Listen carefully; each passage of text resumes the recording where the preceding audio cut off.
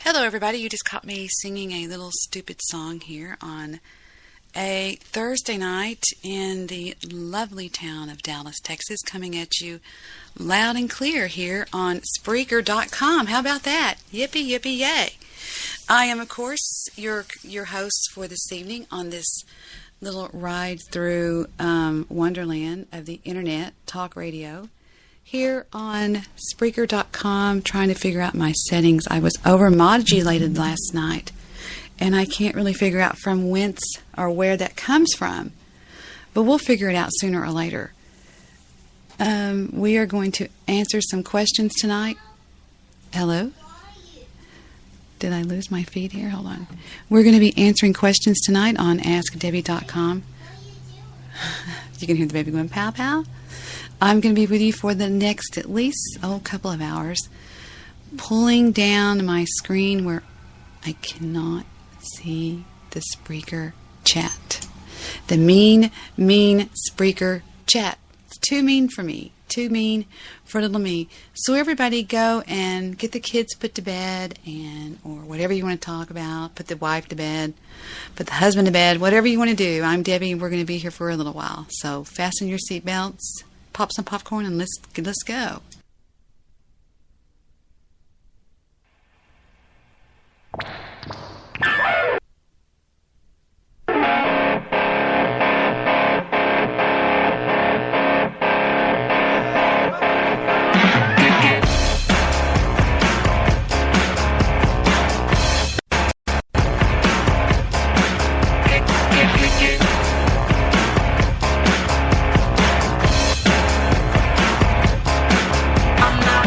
Scientist, I rock the house and sign the tits and that's it. Don't take no astrophysicist to make your ass so fit. Now sisters kick it. I keep it cool like Eskimo chicks on Discovery Channel. I'm hot like Telemundo chicas on a solar panel. See me on Sesame Street cooling in the culture and tea. I slap you silly like hillbilly chicks on daytime TV. I am the robot Alice rocking my Miami Palace. I'm technotronic, sipping gin and tonic like I'm selfish. I am the killer shaking up some old rock and roll. Them drum machines ain't got no soul.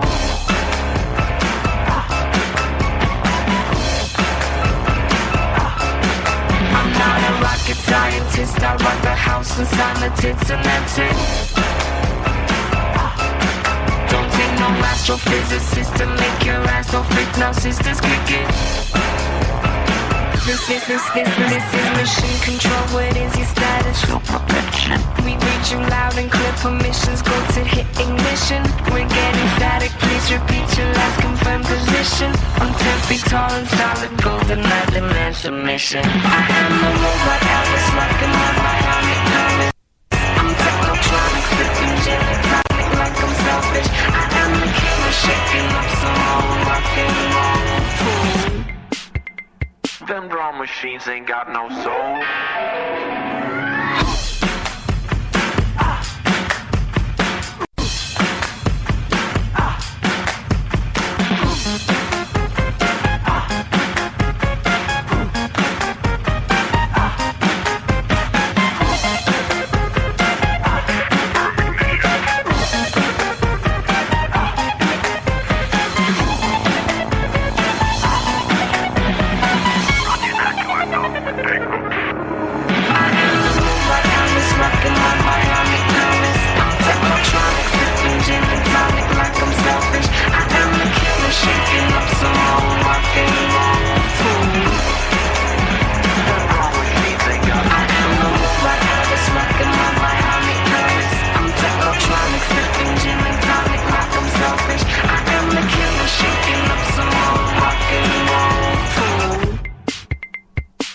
Machines ain't got no soul. The following program is intended for mature audiences. The problem is Spreaker. You suck because you don't protect your host, you don't take care of your product, you don't take care of anything. Thank you.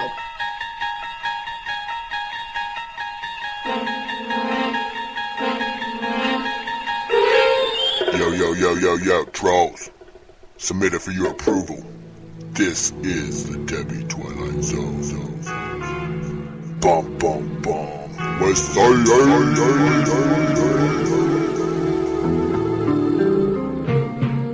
Getting rid of two people off of this platform would help, and that would be Angela Truth and Sick the Tank. First of all, you don't love the trolls. I hate the trolls. I'm sorry, I don't love the trolls. I hate them. I wish there was a secret task force right now. Yes.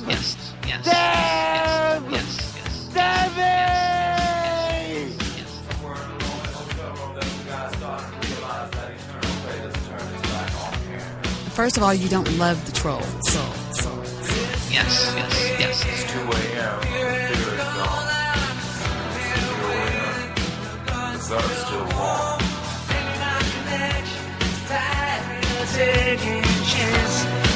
First of all, you don't love the trolls.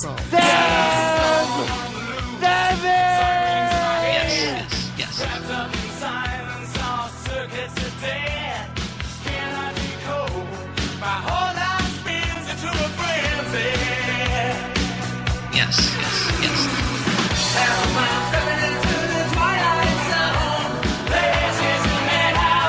First of all, you don't love the trolls. Yes.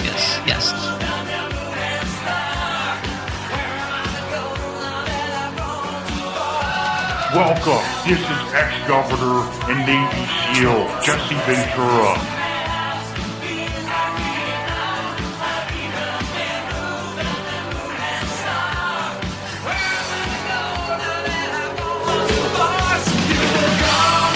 Yes. Trolls.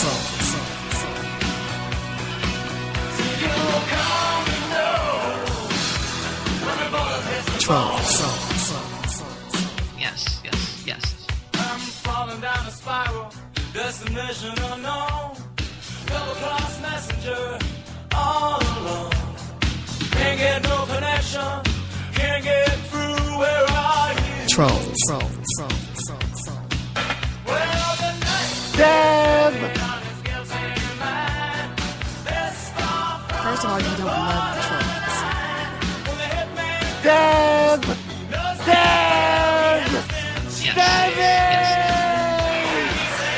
You don't love the trolls.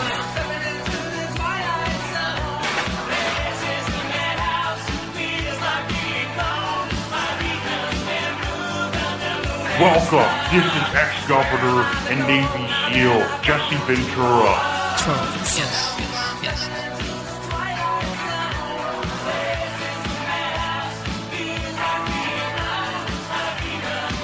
Trolls. First of all, you don't love the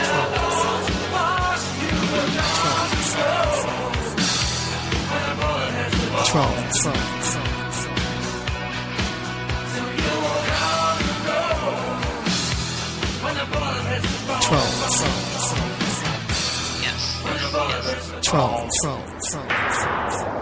Here's my understanding of what happened, because I saw the email, the original email.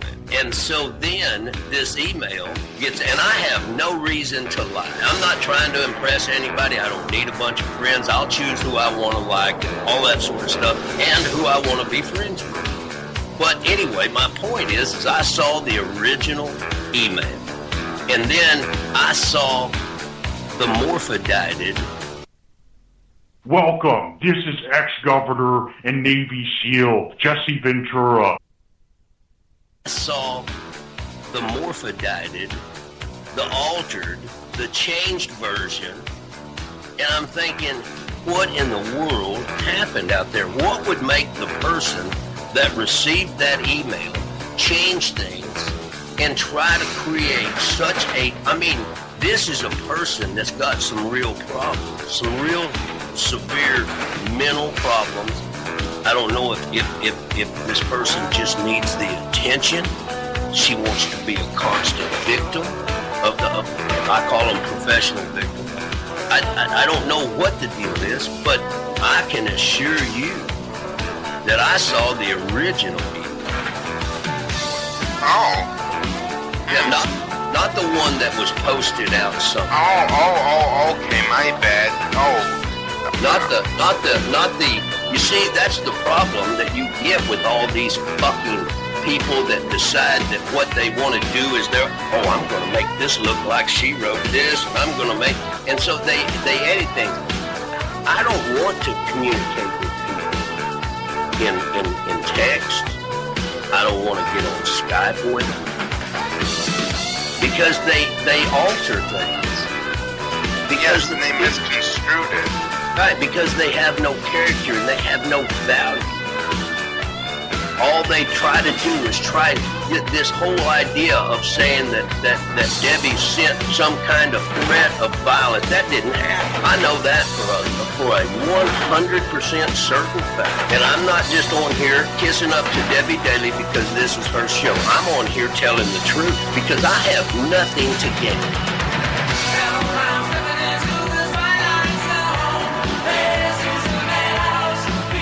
First of all, you don't love the trolls. Yes. Trolls. Yes.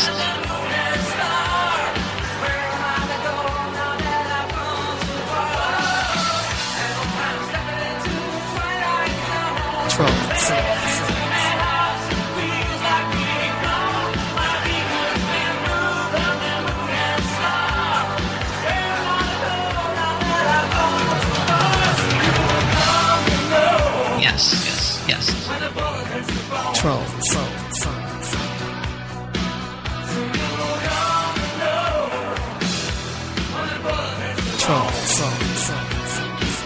Welcome. This is ex-Governor and Navy SEAL Jesse Ventura.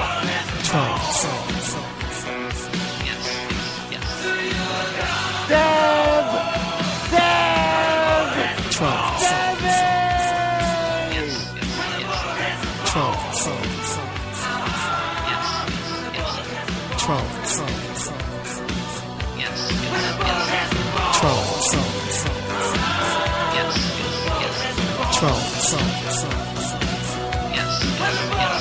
Trolls. Trolls. Trolls. Trolls.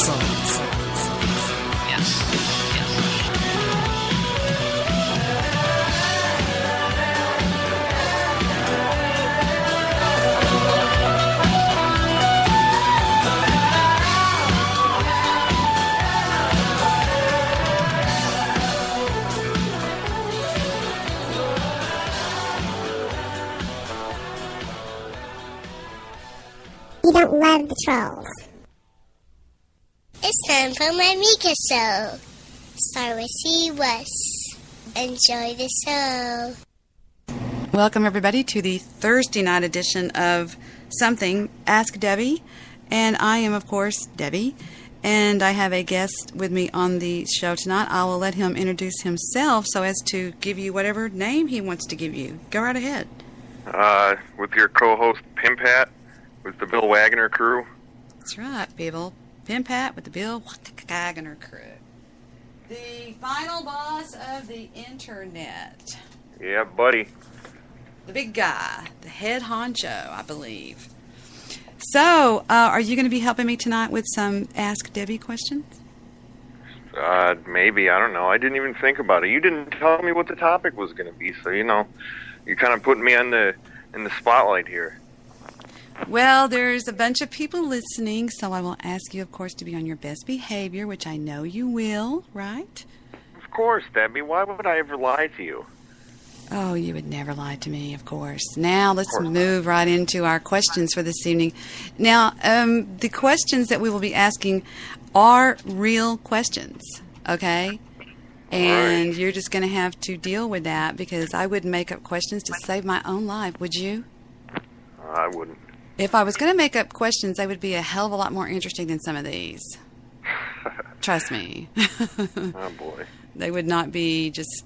They would be something like, Dear Debbie, what is the secret to a good blood... Well, okay. All right. Here we go. Number 1. Dear Debbie, and you too. I met this guy I really hate to say it, but on Facebook about a year ago. We talked, but I was mostly busy with my classes and so on and so forth. And I don't really go on Facebook that often anymore. But about 4 weeks ago, I got a message from him. He asked for my number, and we have been chatting on the phone and texting back and forth, and he even said, we should go out sometime. He texts me every morning before he goes to work, and here and there throughout the day. I cannot figure out, though. He seems to be into me, but I just can't figure out. What do you think, Debbie? She is... I don't know who she is, but she doesn't say if she's a listener or not. But I'm going to guess she's probably in her early 20s. Yeah, I don't know. I would just say, YOLO, just put out, I think she just needs to keep playing it like she's playing it and just wait until he makes a move, right? I don't know. I think that's kind of weird, though. I don't know. I'd say restraining order, but, I don't know. Well, she says, am I wasting my time? Well, you have to realize, to me, people that are on Facebook to meet people, I would be a little bit afraid of it. Yeah. Think about that. I mean, normal people don't really go on Facebook to meet people, right? Yeah, right, yeah. I mean, seriously, would you ever go out with somebody that you met on Facebook? No, unless I knew them personally from before, but yeah, just random people, it'd be kind of weird. Very strange. All right, let's move on. So the answer that we're giving you basically is, I don't know. I wouldn't do it. I wouldn't do it, but whatever. Dear Debbie, my father died 8 years ago while I was in college. My parents were married for 31 years. My mother never worked, and she still doesn't to this day. I have been very stressed out paying bills for the house and the mortgage and etc., all the while trying to still finish school. She is very high-strung and rages at the smallest things, especially money. I want to live out on my own, and does this make me a bad person? I had to quit school and not even go into the Army to become an officer because she didn't want me to. She didn't want to be by herself. She argues with me every day, and now she is threatening me with the same old crap that she always does. What would you do? That sounds a little psychotic to me. I'd move out. I would move out. I would move out. Absolutely. Move. I say move because we don't really owe our parents, just because our parents don't want to be alone. I mean, they're just going to squeeze every drop of something out of us that they can get. And that's not fair. I mean, just because your father died, it's not up to you to step into your father's place. Yeah. I no, move out, do what you want to do, finish your college, go into the Army, whatever you want to do. And if she's going to throw a fit and whine, just say, Mom, I love you, but I'm going to do this. This is my life. She had her life. Now take your life. Right? Yeah. Right. Yeah. Well, I don't understand why she would say, would this make me a bad person, though? I mean, why would that thought even run across your mind, though? I mean, I wouldn't even consider it. I'd be out of there already. I think a lot of people let their parents really, really, really put a head game on them. Seriously. Yeah. You know what I mean? Yeah. Have your parents ever tried to put a head game on you and make you feel guilty because, oh, Pim Pat, you never come over to see us anymore. You never called us anymore. And you're like, well, I'm grown. Hello. God, no. They're glad I'm gone. Are you joking? Oh, no. You're one of those? Oh, yeah. They kicked me out. No, I'm just kidding. They didn't kick me out. I don't think so. I think that was a Freudian slip. I think they kicked you out. Yeah. Well, I hope you're not recording this, by the way. Dear Debbie and Pim Pat, I have feelings for my best friend. I told her that I liked her 2 years ago, but she's never reciprocated. We have been best friends for 3 years or so. She is unbelievably beautiful, okay? This is a man, by the way, a guy who is 23, okay? We have been spending a lot of time together recently and have been cuddling while watching TV movies. We've also fallen asleep together several times, and she pulls me in close to her. I don't want to read into it too much because it may just be that she's comfortable with me. I tried telling her how I felt a couple of years ago, but she didn't seem to feel the same way. Should I try to tell her again? Should I make some sort of a move? It's kind of embarrassing because I'm very inexperienced with this kind of a situation. Any help would be greatly appreciated. Alcohol. Alcohol. No, I don't know. Wow. Seriously, if you were a guy, would you, think about it. These people really want answers. Think about it for a second. Would you, if you put yourself in his position, what would you do? I don't know. I would just be a man about it. Go after that. Because, what's the worst that could happen? He could be right. You're just going to have to say, just try something. Make a move. Make some sort of a move. And if she goes, oh my God, we're just friends, that's gross, then you've got your answer. Yeah. Just move on to the next bimbo, I guess. Bimbo. Help! I think I've done something terrible. I am really stressed out right now because I have a math test tomorrow, and of course, I chose the right time to make a decision that I might regret. The story is me and my ex we've both known each other for almost 2 years now, and we have argued and been good. There was more good than bad. We stopped talking for 5 months due to some bullshit that went down, and a few days ago, I decided to text him so that I could go get my stuff back from him. I was very surprised when he texted me back in a very polite manner and was really, really nice to me because of the fact that we hadn't spoken for so long. So we met up yesterday, and things got even stranger when he hugged me twice. And while we were talking, he was looking into my eyes in a way that I've never seen him do before. So I actually started thinking about him again yesterday, that maybe we could work things out and get back together. Okay? So it says, I do have a crush on another guy right now, but the funny thing about it is I actually forgot about my crush. Okay? So I forgot about my crush, and I decided to ask my ex if he wanted to go out. I thought that he would say yes, but he was acting very strange and very strangely nice. And now I've chose the absolute wrong time, texted him about meeting up, and he told me that I should meet up with some of my other friends. I was like, what? And then I texted him back, what I have I have this huge regret on right now. Did I totally mess up? Did I make a fool out of myself? I feel miserable. Oh, geez, I don't even know. Yeah, I don't know. I don't have an answer for that one. That's kind of, I don't know. She's 18. Yeah, that's, I don't know. I hear you answer the question first so that I can base my answer off of yours, so I can kind of plagiarize my answer from yours. Very good. Okay. You had a relationship and blah, blah, blah, blah, blah, blah. Then you sort of separated, broke up. You texted him, and he was so yes, I think you messed up. I think you were reading him wrong. I think he was being very polite. You mentioned that he was being polite. I think he was just being polite. And I think you read the messages wrong. He wasn't looking lovingly into your eyes, dear. He has gotten over the situation. He's moved on. For all you know, he's living with somebody right now. And for you to text him and say, would you like to meet up? And he went, no. Why don't you call some of your other friends, dear? It sounds to me like from everything she said, this guy is totally over and out of this relationship, and she read it wrong, and she just got herself hurt again. I'm sorry to say. Yeah, she went too deep into it, I think. She should have just stayed with that other guy. Go back to your new crush. Mm-hmm. Yeah.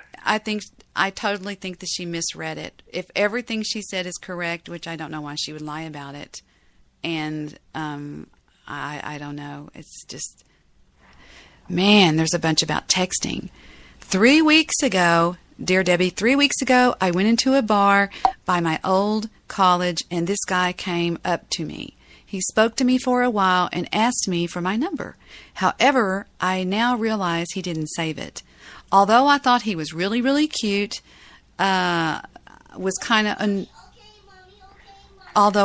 of annoyed that he hasn't texted me. So I requested him on Facebook yesterday, and a few hours later he messages me saying that he meant to text me, blah, blah, blah, blah, blah. The conversation ended, and the last thing he said was we should hang out sometime. So I gave him my number, and I'm still waiting for him to call or text, and he hasn't. What should I do? Well, how long has it been? 3 weeks. Oh, I think it's a little bit past that point of kind of waiting. I mean, I don't know. I don't think you should wait such a long time. I'd say maybe like 2 or 3 days, but that's it. And that's even kind of like pushing it. Just like move on, go to the next guy. Has any girl ever has any girl ever given you her number and then you didn't call? Well, yeah, a few times. Just people that is just like, yeah, I wouldn't hit that. Let me ask you this: would you ask for a girl's number just to be polite? Oh, give me your number, knowing you're not going to call her. No, I wouldn't. You wouldn't do that. You're not that kind of person. No, I think that's kind of cruel because, like, yeah, because then you kind of have them hanging up, like, you know, just kind of waiting for you to call them or something, and then you don't call. It's kind of a low blow in my book. So I think, but don't you believe that some guys do that though? They're like, oh, give me your number, knowing they're not going to call. Yeah, I think they're scumbags, to be honest with you. There you go. I think you might have met a scumbag. There you go. Seriously. Yeah. I do. I believe you met a scumbag. No, they're not. These are not emails that are coming at me. This is a website that I have been a member of a long time, and what I do is I go to these questions that are fresh. Some of these questions are only 45 minutes old, and I give them the answer that I'm verbally giving the question out over the air, and they listen to the archive and get their answers, and they love it. I don't give names. I don't give anything. And they love it because they feel like it's the neatest thing. In fact, I've gotten a lot of listeners off of this. But it's a website that I have been a member of a long time. Dear Debbie and Pimpat, who is your favorite mistake? Think back over your life and tell me what is the biggest and favorite mistake you ever made. My biggest and favorite mistake. Oh, Jesus, I can't even get into that. I would say it was selling a car that I didn't want to sell. It was a Toyota Avalon, which is the best car in the world. Did you ever have one of those cars that just, quote unquote, got away? No, I've only had one car. It's my Mercedes. You have a Mercedes? Yep. What year? It's an 89. It's got 180,000 miles on it. It's my baby. That doesn't mean anything, though. That means those things are still, like, brand new. Yep. It's the pimp mobile, you know? If your income, your lifestyle, and your body allowed for it, what would your preferred look be? If you could look anything, would you be vintage? What would you be? Would you be retro? Would you be dressy? Would you wear designer clothes? If you had if you suddenly inherited $10 million tonight, and you could change your looks, what would you change them? I don't think I would. I don't think a lot of guys would. I don't think guys really ponder that question. True. I don't know that I would change anything. I mean, I damn sure will never get any sort of work on my face. Every time we have looked at every woman that has ever had face surgery or facelifters or both, they look horrible. Oh, yeah. Oh, my God, they look horrible. Meg Ryan ruined her face. And she's only like 40, 42, I think, 43, something like that. She goes and has this face surgery done and this Botox. She looks like an alien. She won't even do a movie now. Yeah. And she was hot. She looks plastic is what it looks like. Have you seen her? Yeah, I know who you're talking about, yeah. They start looking like aliens or something. Mm-hmm. You know what I mean? Yeah. Man. Dear Pimpat, How would a girl feel if they knew that you had a crush on them? There is this tutor that I worked with in my college math class for about a year. She's 27 and I'm only 21. This is a male. The class ended, but I still see her around the school here and there, but I really had an enormous crush on her. And yet I respect her because she's engaged and et cetera, et cetera. Do you think it's crazy for me? I have this uncontrollable urge to tell her that I had a crush on her. How do you think she would feel? I don't know. Since she's engaged, she might kind of overreact, and it might, kind of backfire a little bit, I'd imagine. The only thing I know to do is to respond the way I would respond. I would think it was cute in telling that I would take it as that's very sweet. I'm very, I think I'd take it as a compliment and have a good day, Yeah. So if you feel compelled to tell her, but don't expect anything out of it. I mean, you know what I mean? Yeah, right. Especially somebody who's engaged, I mean, yeah. She's practically done over and spoken for, right? Yep. Speaking of that, the last time you and I were talking on the air and kind of playing around on the air, we were playing around with EVPs, remember? I remember that, yeah. Okay. I have a recent EVP that I want to show you that came across the wire here recently at my house. He thinks they're so stupid. He thinks they're stupid, and then he starts actually hearing them at one point. Okay. I said, I have 1, 2, 3. There's actually, I think, 4 of them. Anyway, there was one night, Vic and I left the recorder going in our house on Audacity. It's this microphone turned up as high as it can go, and then we left, okay? The next day, I totally forgot, and I turned it on, and I started listening to it. And suddenly, a voice came across it, and I recognized the voice. I was like, that's Ann. And I thought, that can't be Ann. Ann's not dead. Ann's like my surrogate sister. And I contact her mother, and she had died 2 weeks earlier. Wow. I mean, I was devastated. Shocking. I was devastated. Yeah, I think that sometimes spirits can actually stalk us. And she spoke to me, and it was so weird because I'm like, that can't be Ann. Do you know what I'm saying? Because I'm like, she's not dead. And then I found out that she had passed away 2 weeks earlier. And I wanted to show it to you. I'm going to play it for you right here. Do not recover. And yes. And see, this is what you call doing online everything as we go. Okay, I'm going to open the file that says, here it is. I'm not going to tell you what it says because I want to see if you can tell what it says. All right. All right. Here we go. All right. Here it is. Starting. There's one there. Okay.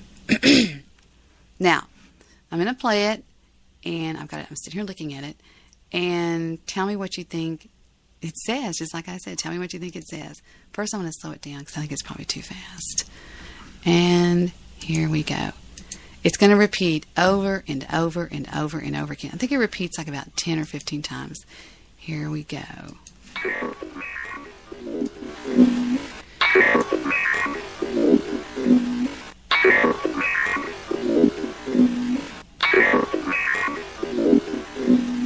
Okay. Hold on. I'm going to speed it up. It was too slow. Okay. Let me speed it up a little bit. Let me try it again.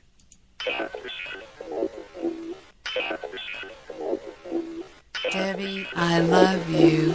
Debbie, I love you. Debbie, I love you.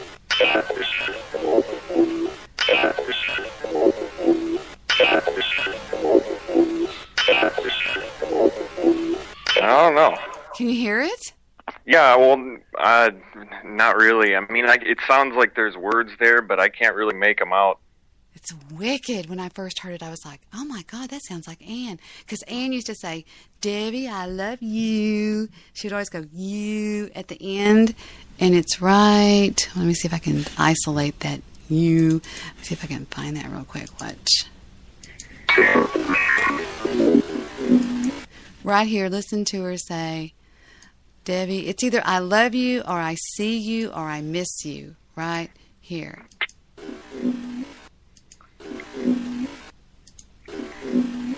Can you hear the voice in there? Yeah, a little bit. Isn't that wicked sounding? Mm-hmm. Well, I don't know. I just got one question. I mean, if you accidentally recorded your microphone in Audacity and left it for God knows how long, what were you doing just listening to just background noise? I mean, like, what were you just, like, skimming through hours of nothing? No, fuck no. You put it on Audacity, and you can see, if I could show you on a screen share, let me show you on a screen share what I'm looking at, then you'll understand what I'm talking about. Okay, look at that picture of Bill. Okay, here comes the screen share starting now. Can you see it? Yeah, I can see your screen, yeah. All right, now watch. In Audacity, where'd it go? Oh, you use a Mac? Ugh. Look, that's what I'm looking at. And if it was, and then I load up hours of it, and you can see there's just a flat line until you see like one of these things, like one of these little jumps. Okay. Yeah. And what you were listening to right there was this. See, the first thing was just right here. This is the whole thing right here. You sure that wasn't just somebody that broke into your house? No, of course not, Goofy. What did you just call me? Not anything specific, just Goofy. Oh, we have big news, don't we? Or I do. Anytime I cough, I push my button. Today on the News Guy show, there was some bridges built. Would you say bridges built? Not exactly, no. Why not? I would say because me and the News Guy have been kind of at war lately, sort of, kind of. I think he's just trying to be legit with you so he can, troll you real hard in the long run. Nah. I believe that he really does. I mean, I've been around a long time, and I know when some people like me when they don't like me. Trust me, I do. How would you like to hear some of the fakest EVPs ever done in your life? There's a man on the old network I used to be on that does this EVP show every night, and I think it's so sad that he fools these people that they're talking to their relatives when they're not. Oh, jeez. It's horrible. It's horrible. Yeah, that's awful. This is big time awful. Let me show you some of these. And he sits there and he'll hear this crackling noise on his show, and he'll tell the people, "Oh, that's saying I love you and I miss you and all this crazy stuff." And I'm like, "What? No, it didn't." All right, here he goes. Take a listen to this. It loaded up. It's loading up right now. Watch. I'm not going to give out the name of his show or anything like that, although I could because it's public. It's not copyright or anything like that. It's public information. It's public. It's there for the taking. But this guy, it's just almost criminal what he does to these people. And I think that it's worth showing people since we're talking about EVPs. I just remembered this. And it's really sad the way he does this to people. He gets them on his show and he goes, "Okay, here's the first one. Check it out. Listen. Ready?" Yeah. And it takes me a little bit to interpret it. So, all right, here we go.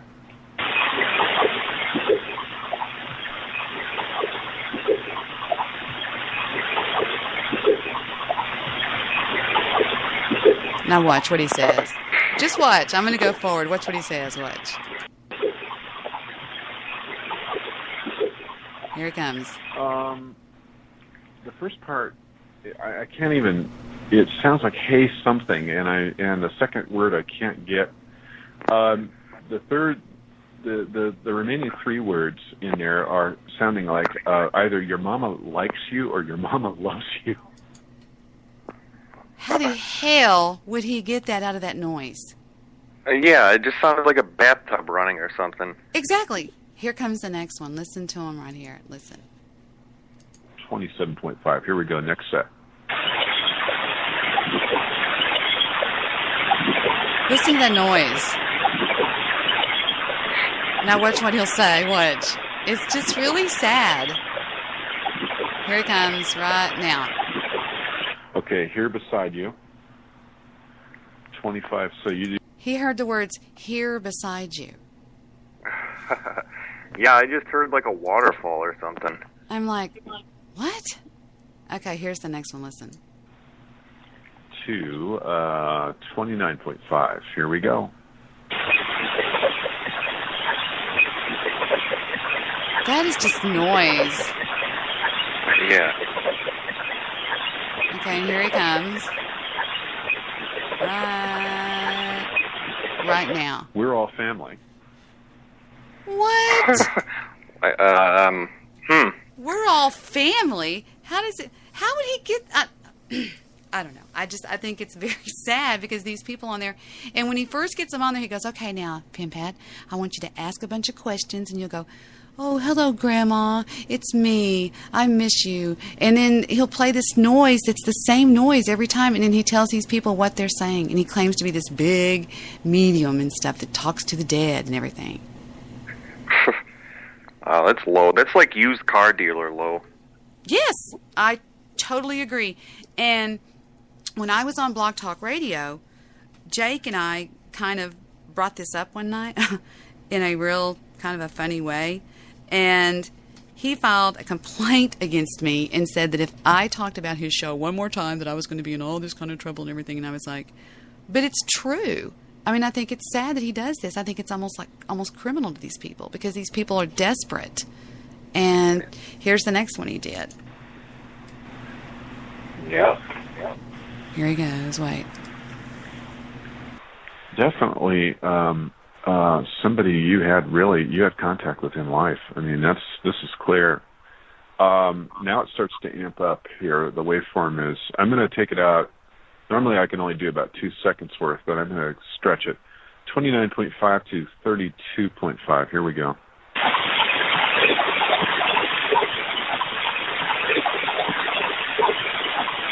Okay, I'm gonna actually, that first part is just space in between, but I'm gonna go with a modulation, 30.5 to 32.5. Here we go.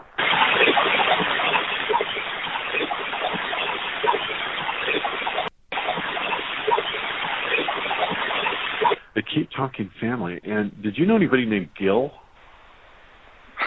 Is there a name like Gil? Or a name similar to that? That's going to take a second. Because I'm probably mishearing this, but it's saying something like "ill your family," and I don't think it's "kill." It's not saying that. What? Kill your family. Okay. I've never heard that before. He goes, I don't think it's saying "ill your family," and I don't think it's saying "kill your family." Where would he get "kill your family" out of that noise? I don't know. Yeah, you should just expose him. No, I don't think I meant to do that, but I will show my listeners, because I do sometimes play what I think are EVPs, but mine are actually, they're actually a cadence there and an actual word that you can hear formed. This is just like, this is just like noise. But it sounded like Gil or something like along those lines. But I definitely clearly hear. I'm just going to record a G something Bill? Your family. That could be it. Is there a Bill? Or still your family. Oh, you know what? Let me try that. Watch what it'll do.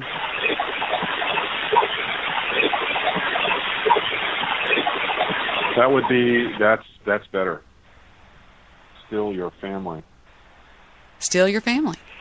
Oh, okay. Well, and I've also, now this is going to sound kind of weird, but not really to you, but I really haven't been in contact with.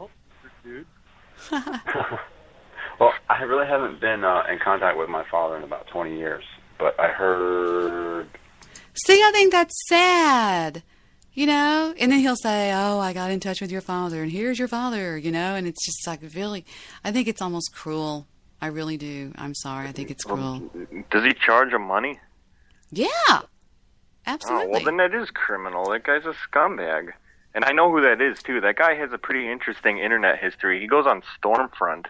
Does he? I don't know anything. I wouldn't say on my show who he is or anything like that. But he really waged war against me because Jake and I did is we weren't really outing him that bad or anything. We were just talking about it on our show one night and kind of laughing about it because it was really kind of goofy. And I thought the guy was doing it as a joke, but he was dead serious. That reminds me of that. What's his name? John Edwards guy. Absolutely. Yeah. I mean, he is, and the worst one is, who is that lady that is the worst one? And she got ran out of town on a rail. What was her name? Not Sylvia. Was it Sylvia Brown? No. Something like that. She had a raspy voice. Yes. Yeah, I know you. It's Sylvia something.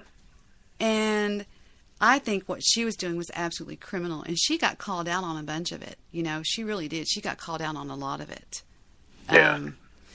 Wow. Dear Debbie, how do you get over a broken heart? The guy that I like has disappeared, and now I feel sad. I feel hurt and alone. We had a long history together, and I answered this question last night. I remember answering that question. So let me go on to another question. But I first need to tell them, well, I'll tell them after I answer it that I'm going to answer it on the show here. And now here comes another one. Dear Debbie, how to deal with the aftermath of a truly broken heart. First of all, let me tell you that this has nothing to do with my ex. We broke up a year ago, and I do not have any remaining feelings for him. Maybe I do deep down, but not to my knowledge, or would I ever even consider dating him again? This question is focusing on the men that I am meeting now. It seems that every time I meet somebody new, I always find something wrong with them and I toss them to the curb. I am thinking psychologically that I am scared of getting hurt again. I want to date and be close to others, but I always find myself pushing them away. How can I get past this and keep my interest in other men without tossing them to the curb and being tainted and bitter? And then she says, do I need help? Yes. Yep. I'm going to tell her that, let me tell her we're going to answer this, first of all, on the show. Hold on. Your question has been chosen to be answered live on the following show. And then let me put the link, control link, okay? Thank you, and you will remain anonymous. Love, Debbie. Okay. Okay, this is to the how to deal with the aftermath of a truly broken heart. Darling, I really am going to suggest that you seek help with somebody in your area, a psychologist, just a counselor, nothing serious. I don't think you need Prozac or any of that Zoloft. I really think that you need to talk to somebody, because if you are messing up present and future relationships and you need some cognitive therapy. Like I said, nothing serious. I don't think there's anything seriously wrong with you. You just need to go and talk to somebody. And I am going to reiterate that. Wouldn't you agree? Yep, absolutely. Yeah. I mean, that sounds a little bit more like out of my league here. You know what I mean? Yeah. Here comes another one. Dear Debbie, I feel as though no one really likes me for who I am. I have a small group of friends, no one really so close that I speak to on a daily basis, but I notice that they rarely call me to hang out with them alone. And if I initiate and suggest, it mostly doesn't pan out. When I throw dinner parties, people are happy to be invited and show up, but I suspect it's so that they can hang out with other people that are at the party, not me. Sometimes I'm included in plans that involve large crowds, but no one ever calls and says, hey, what are you doing tonight? Let's go hang out. And I know for a fact that they do with other people. What do you think? I don't know. Maybe she's one of those people that, like, you know, where their friends use them for their money, but, you know, they don't have, like, a personality. They're not actually likable, sort of a thing. I, again, am going to refer you to somebody in your area, a counselor. I sense some deep depression here. You know what I mean? Yeah. I really do. I seek some pretty serious depression. I'm going to control and copy. Wait a minute. Control, copy. what I said on the last one, Control Copy, and I'm going to paste it on theirs and have them listen in. So this goes to the girl that said, I feel that no one likes me. I'm going to suggest that you seek counsel in your area, wherever you're at in your town, just a counselor, even somebody at a church. Just go talk to somebody. I think you've got some depression. And if they see that you need to go to a psychiatrist, a doctor, then that's going to be your best bet. I think that's a little bit out of my league. Yeah.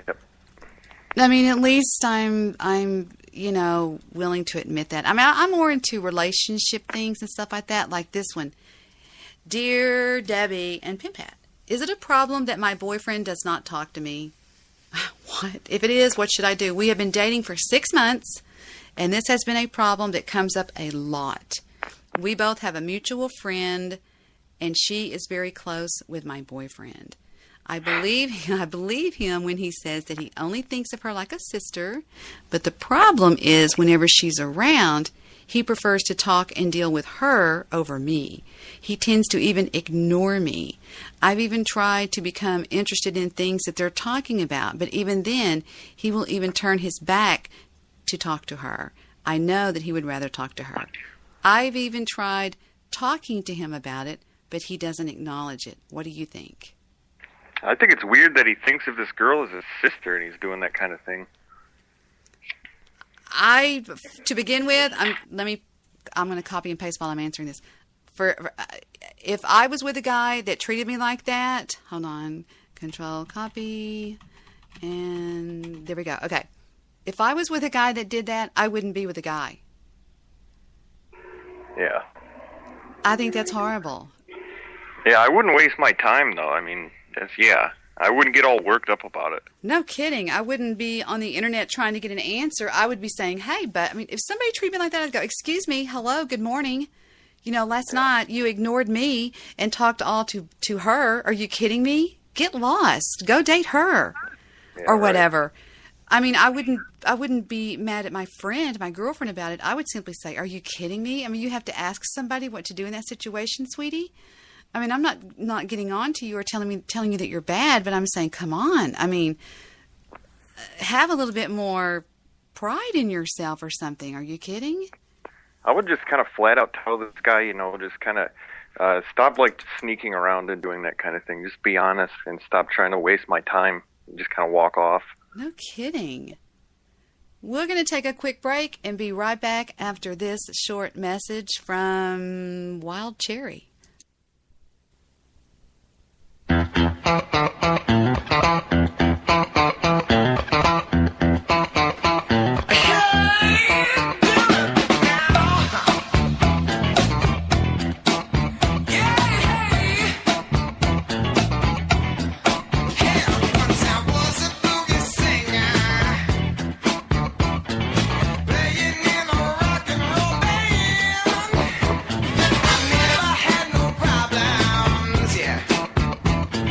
Burning down the one night.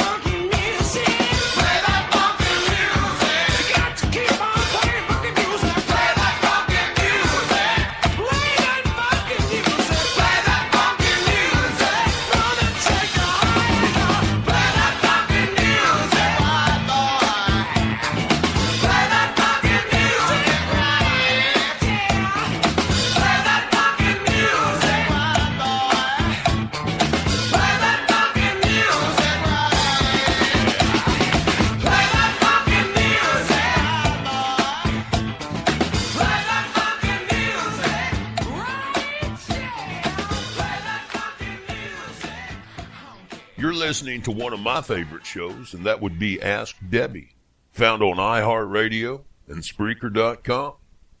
That's a fact. All right, you're listening to another episode of Ask Debbie with your host here, Debbie, with my co-host for this evening, and his name is... Pimp Pat. Pimp Pat. Okay. Now, a lot of you may be asking, Debbie, what are you doing with him on your show? He's a troll.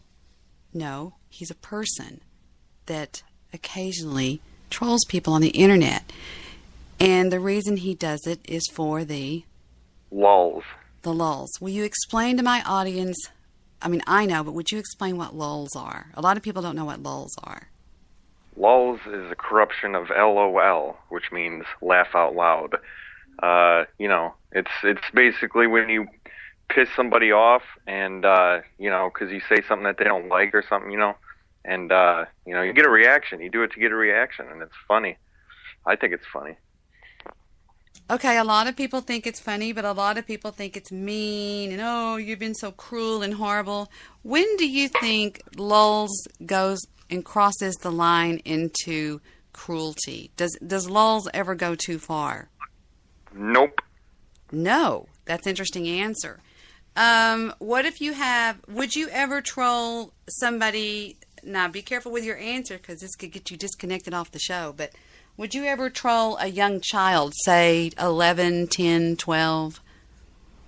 Probably not that young, sort of a thing, but I don't know, if they were like 15 or 16 and they were acting like some kind of keyboard warrior, then yeah, probably, but I don't know, if they were that young, they're not worth it.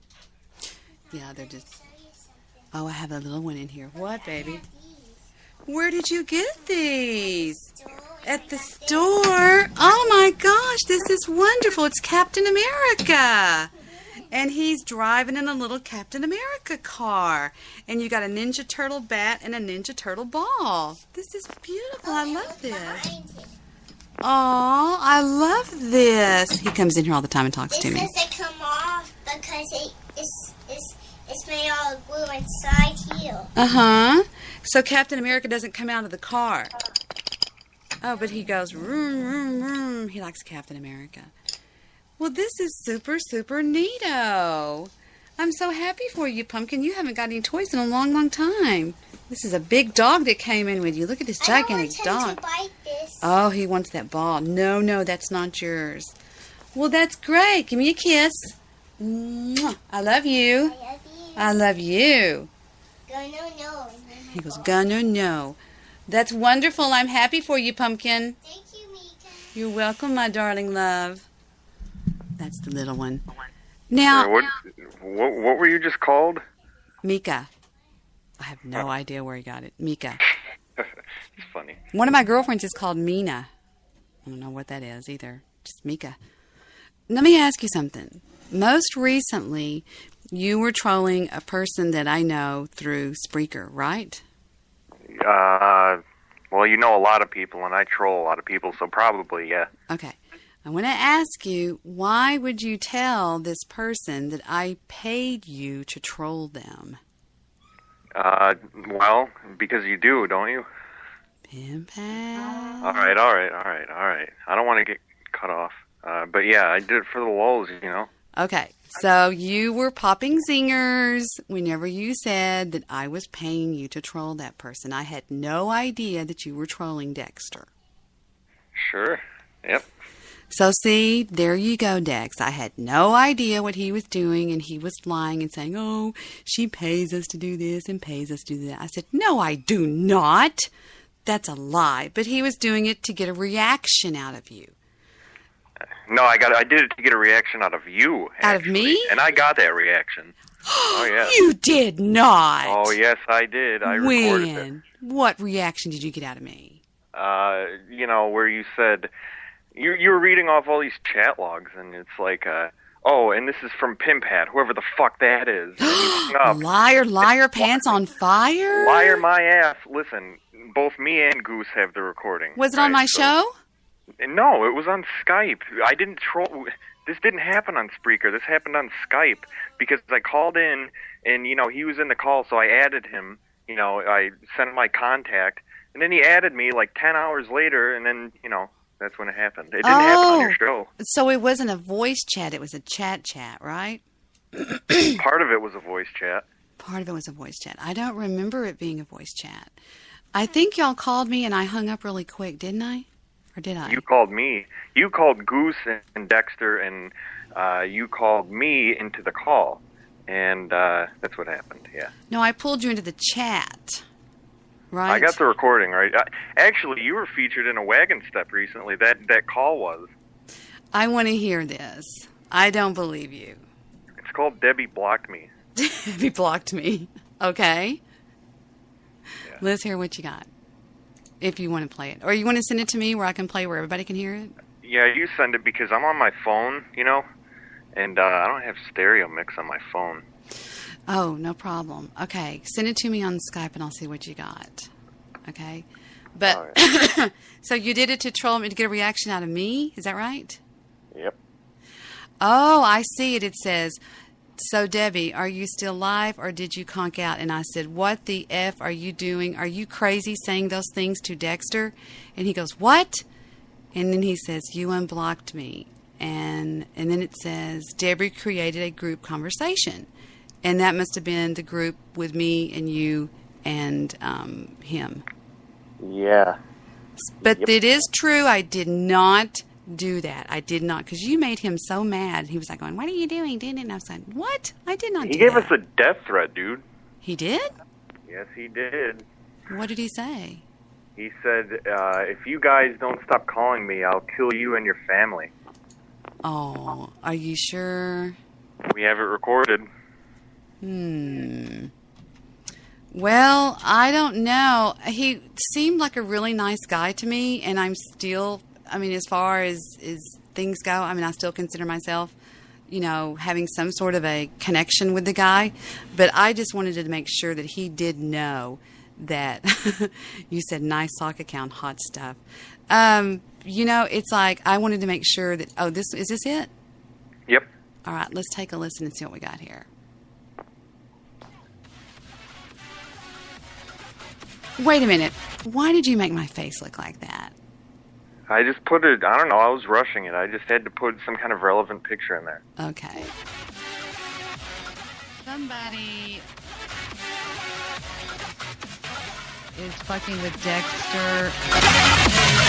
We've been doing this for 5 years. She pays us enough money to quit our jobs, keep it on the down low, and it's King Pat. Whoever the fuck that is.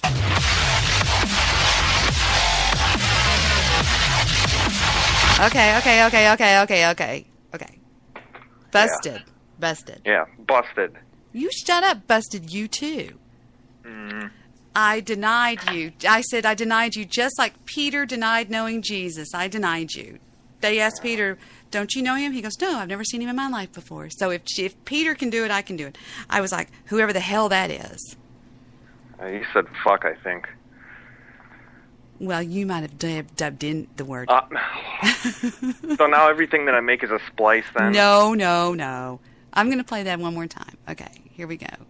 You actually really do good dubstep. You really do. Wagon step. Thanks.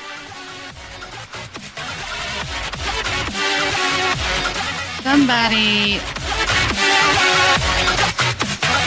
is fucking with Dexter. We've been doing this for 5 years. Okay, now what is the we've been doing this for 5 years? That was part of what I sent him, saying that, since we've kind of been around for 5 years. That's right. I was reading I was reading off of the chats. She pays us enough money to quit our jobs, keep it on the down low, and it's King Pat. Whoever the fuck that is.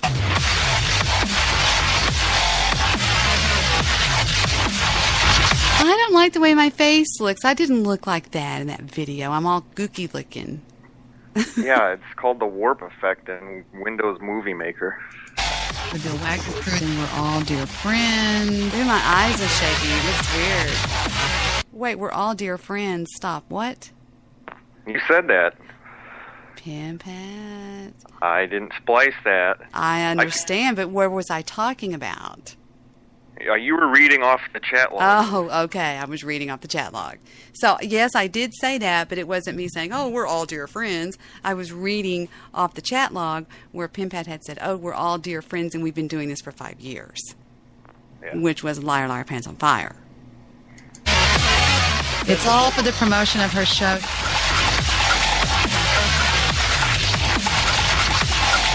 Ask Debbie, I'm legit. Just kick off. What? Oh, was that you in the song? No, I forgot to auto duck that. I screwed it up. Yeah. That was just that part. Oh, okay.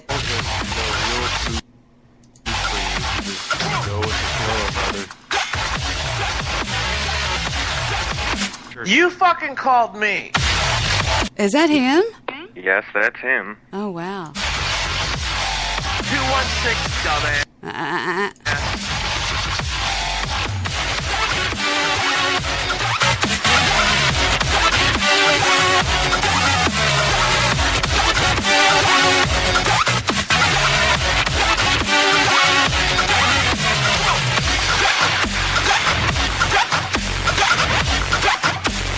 Well, and I know a lot of you may be saying, but Debbie, we see Pim Pat in other chat rooms saying really, really, really nasty things about you. Well, that's what he does. That's who he is. That's what he does. I mean, it's really hard to explain. Does he really feel like that?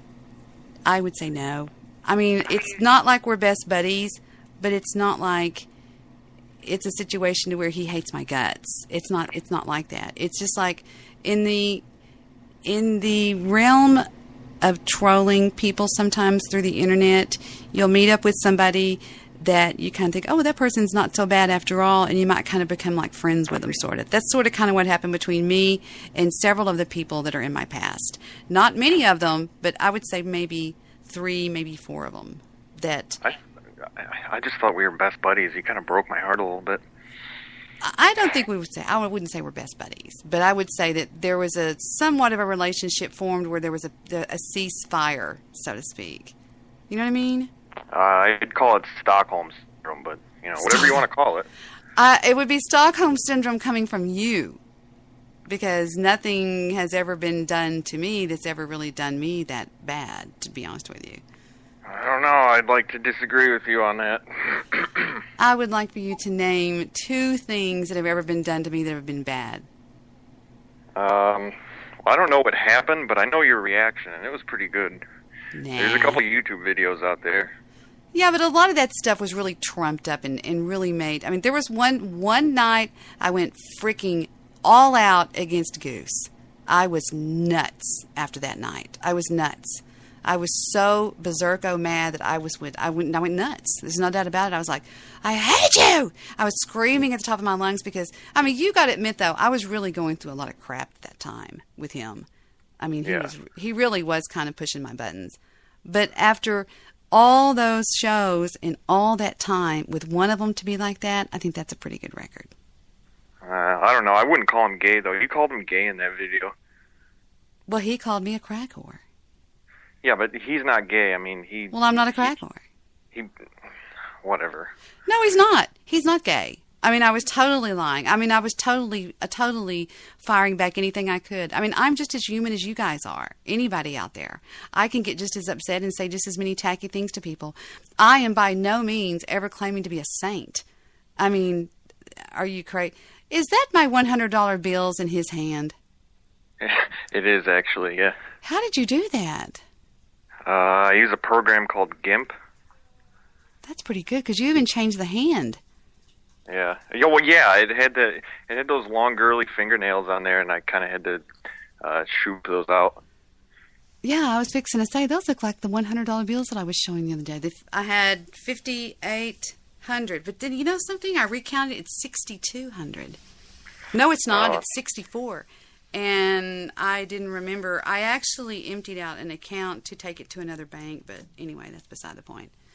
That is so funny. Has he seen that picture? I don't know. I don't know what he sees, really. I don't know. Okay, I had somebody ask me a question just today, live on a show, and the question was, Debbie, if they called him If they call themselves the Bill Wagner crew, is it true they really don't like Bill Wagner? No, we love Bill Wagner. He's the final boss. How could you not love Bill Wagner? I am going to just let that lie there because I don't know. No, you don't know. You don't know. I don't know. I'm just saying that was a fine answer. How about that? That was a fine answer. Yeah. Yep, exactly. Today there was some history made, like I said earlier, on the News Guys show, and I'm somewhat proud to report this, to be honest with you. Really, I am. We had a discussion on his show. There was an agreement reached, a peace agreement came. We reached a peace agreement, and even with Goofy Bone, as much as Goofy Bone can reach a peace agreement, there was a peace agreement reached between also myself and Paul Dembski. It was a good thing, and I was going to show y'all some of that from the News Guys show today earlier about 7 hours ago. Here is me on the News Guys show. Take a listen to this. Need to mute her. Hold on. Wait a minute. Oh, shit. Wait. Oh, I'm sorry. Wait a minute. There I am. Oh, there you are. Okay. Sorry. You muted.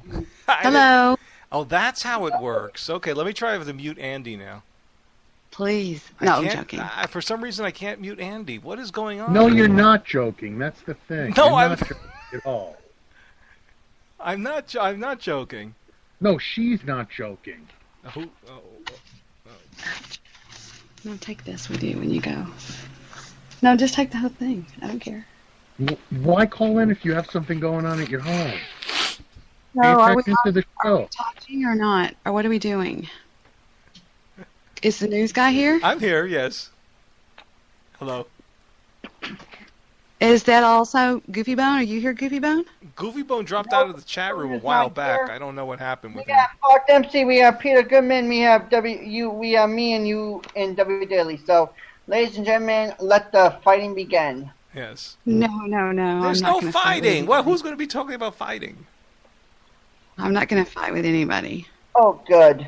I'm sorry, but this fighting needs to stop, both of you. News guy, first and foremost, stop being mean to people. Seriously. What? I'm not being mean. Oh, God, you're getting ganged up. Wow, getting mean. I'm not getting ganged up. Time out. He's not mean to anybody. He lets you on every day. He should be mean to you. I'm nice to you every friggin' day of the week, Andy. I let you on whenever you want to come on, Andy. You always want to come on. I let you on whenever you want to come on. Let me explain. I'm not ganging up on you, but you have to stop passing out old crap. What are you talking about? Speak English, man. Yes.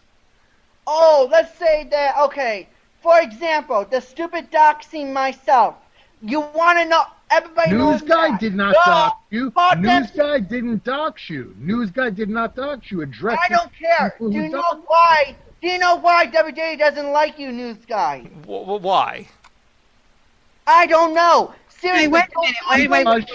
Wait. Because Andy, wait. Why doesn't somebody ask me? I'm Debbie Daly. Yes. Okay, Debbie Daly, why did you ban News Guy? I love the news guy.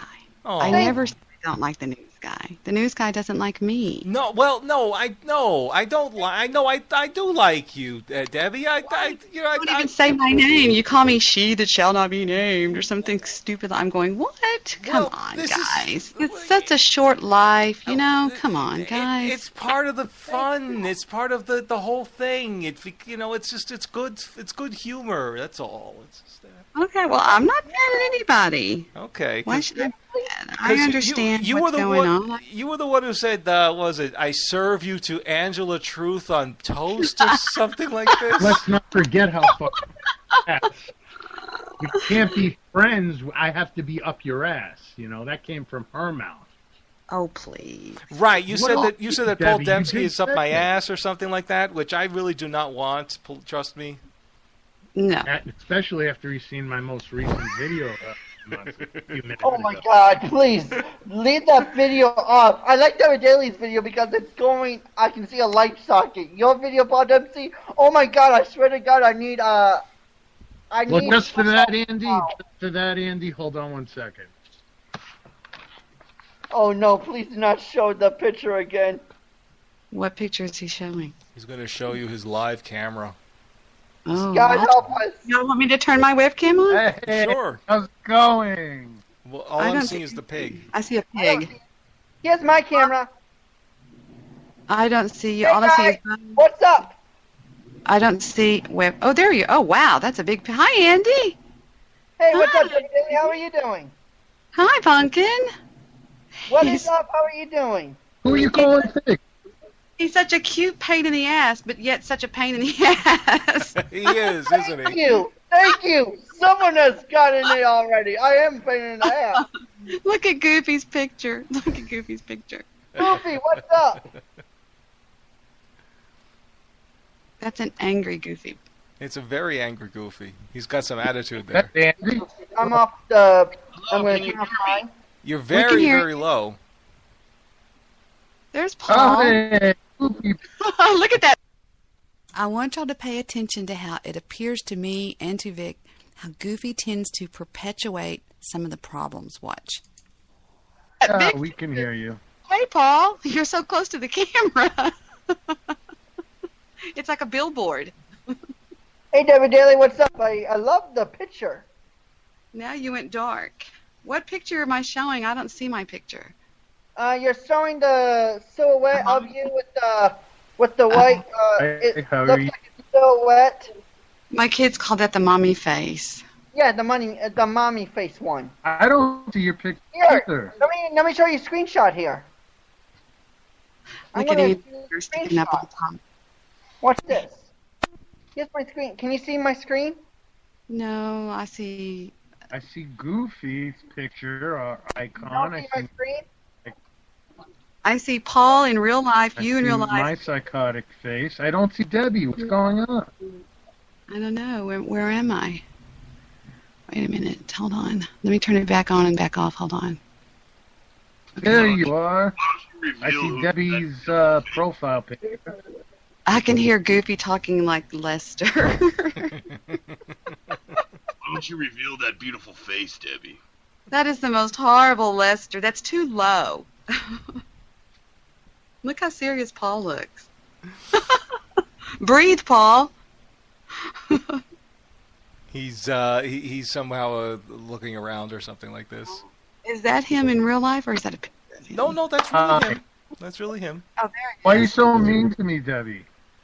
I'm not mean to you. You're mean to me. Stop being mean, everybody. It's mean town around here nowadays. Why are you so mean to me, Debbie? I'm not mean to you. No, you're all my friends talking after hours. Andy, hush. Andy, hush. Andy, I'm going to have to ban you if you don't quiet. I'm sorry, Andy. Shh. All right. Go ahead, Paul. What did I do, dear? Paul? Paul, I think that Paul's having some problems here. What's the matter? I just asked why did she turn so mean on me, you know? I'm not Because mean. we What did did I bad do? Dave Fikert bit? What did I do mean? I don't Everybody- know, Paul. What is it? Pills Dembski? Is that your name? That's what the news guy calls him, don't you, news guy? You call him Pill Simsky. But Yes, just as a that's me. joke. But you ran with it, right, Debbie? It's just a joke. Call me Pills Debbie. I don't care, whatever. Y'all just get call you too Pills. butthurt over stuff. Back in the days when you used to post YouTube videos with pills, remember that? I did one, yes, I did. I was showing the BWC what I was. I'm not mad about Okay. Well, you're breaking up there, Paul. I think Pills Dembski's funny. I got a bottle of pills right here, you see? Clonazepam. I think it's funny stuff. Clonazepam. That'll See, mellow that's me what I out after I get mad. I But think I'm not going to get mad. I just want to know why you turned up. I think that too many people speak for too many people, and so they shouldn't do that. Like Goofy shouldn't say that you're mad because of this, because he doesn't really know you're not, right? And I don't think that people should speak for me and say that I'm mad about such and such when I'm not. Or news guys mad about such and such when they're not. I think that everybody should talk to each other straight on and ask me. I'm not mad about anything. All of a sudden, it just seemed like everybody just got mad at me. I can't speak to you because you banned on your chat. No, that was Josh Peterson, who has been fired from the Banhammer. Josh Peterson was going nuts banning everybody. Yeah, I'm banned too, Debbie. So are you telling me that if you do a show tonight, I have unbanned probably 50 people in the last day or two. That's God's honest truth, y'all. I fired Josh from being the Banhammer. He was banning everybody. Really? Your online, your virtual son, you threw him to the wolves? Okay, now watch. You've thrown him to the wolves. Thank God I was there. Watch the response. No. He's just not the Banhammer anymore. He's still my adorable son, but he cannot be the Banhammer because he was going crazy banning everybody. Hey, news guy, I got a question. do you not find the mommy stuff just... The mommy stuff is disturbing. I told him to cut down on the mommy this and mommy that. It's all good. There's nothing. I'm not saying anything behind his back. I love Josh, but Josh was just going a little bit haywire with the Banhammer. News guy, there's a question out there for Now, you. Okay, hold on, Paul. Paul. Debbie, since we're all here, I just have a quick question, then you can take over. Okay. Did you or did you not basically take responsibility or throw it back in News Guy's face that you got him on iHeartRadio? I want to talk to News Guy about that. News Guy. Yes. Do you remember what I did regarding you and iHeartRadio? Do you remember? You gave me advice. Why don't you tell us all what you did? No. The mountain. Let the News Guy answer for the News Guy. You gave a sappy dog, news guy. You gave me advice about what to do to apply to iHeartRadio, to isolate clips from my show, to make... Well, I actually was the one who did the isolate the clips thing, but you said make 5 to 10 minute little blurbs and put enough of them up there and then submit them to iHeart. Did that get you on iHeartRadio? That did get me onto iHeartRadio, yes. And how many times had you applied before that? Twice. Okay, so there. That's what I meant. Right. I took credit for helping him to get on No, Debbie, it was a lot more than giving me advice. You said you got me onto iHeartRadio. Let him talk. Let him talk, not you. It's him that we're talking about. It's like, don't talk like he's not here. Okay. Did I say something like, I'm responsible for getting the goddamn News Guy on iHeartRadio? Yes, you did, Debbie, you did. Goofy, hush. We'll get to you in a minute. Debbie, you did. You were the one. I rescind that comment. I was probably mad at the moment and saying something that I shouldn't have said. Okay. Is that okay? Okay. Forget about it. I forget about it then. All right, if she's saying rescind it, then I have to forget about it because that's fine. It's enough for me if she says that about it, then be a sappy bitch. There's nothing about being a sappy bitch. Let me explain about Goofy. Hold on. Goofy comes from the gang world, and in the gang world there is no forgiveness. Whoa. They don't really use that. Forgiveness. When has Debbie been the philosopher? I love your philosophy. You never forgive anything, Goofy. You don't believe in forgiveness. I have forgave somebody, a mutual friend of ours, even though he's went down the hill and he put his dick in a fucking hornet's nest. I forgave him because he's in a situation that's probably far worse than you'll ever imagine. Guy Shea, are you talking about? Don't worry about it. Yeah. Just because he got knocked off of iHeartRadio, that's the worst thing that can happen to somebody? No. We're not even talking about... I'm talking about a mutual friend of ours. Forget everybody else. A mutual friend of ours. That would be... Smelly? No. Or one of those people? Just forget about it. Okay, thank you. Somebody just took my picture, I think. Yeah, I know. Andy's trying to take someone pictures opened here. I think I got to ban Andy for some reason here. Turn camera off, please. Yeah, I'm gonna have to ignore him. All right, he's blocked. He'll come back on another day. Peter Goodman blocked Andy. Do you want to also block Andy? Okay. You got worn out of Yeah. Thank you, Stabby McHugs. Thank you. Thank you. Excuse me. All right, now, all right. So at least we sorted that out, and you say you rescinded, so I accept that rescinding and everything like this. But the other thing was when you were on your show. Now Andy was on my show, and I played the clip already. I don't know if you heard it already, but the thing was that first, this sidekick that you have over there allegedly read a chat room post that said that I am the one who's behind the doxing of Andy and all of this harassment and everything like this. So then all of a sudden, then I hear you saying, yes, he encourages it, Andy. Can't you see that he's the one who encourages it? So I go back and I listen to that episode, to make sure that everything was what was going down on that show. And I hear Andy all of a sudden not only giving out his address on the air, and Goofy Bones said, hey, don't do that. But he said to everybody, send me pizzas, send me cakes, send me this, send me that. So he was encouraging the harassment as well. So then he turns right around and he says, oh, I'm scared. Everybody's going to start calling my father and all of this. I'm going to leave Spreaker. So, listen, this is the whole thing. I wasn't the one who was encouraging it. He was encouraging it himself. He doxed himself. If you listen to my episode where I responded to that, I also told Andy in the beginning of my episode, I said, you need to hang around people like me and the news guy and true. John and Slayer. I included you in that group. I did not, because I have told everybody over here in my real life, only certain people I feel, this is my personal opinion, I feel can handle Andy and know how, and I included you as one of those people. Right. And there's a lot of people who can't. And if you listen back to that episode that I did, I actually said that Steve was the one that was coming on strong about you. Right. He doesn't like you. He does not like you. I don't know why he doesn't like me all of a sudden. I mean, it's just, I don't know, there's something else going on there.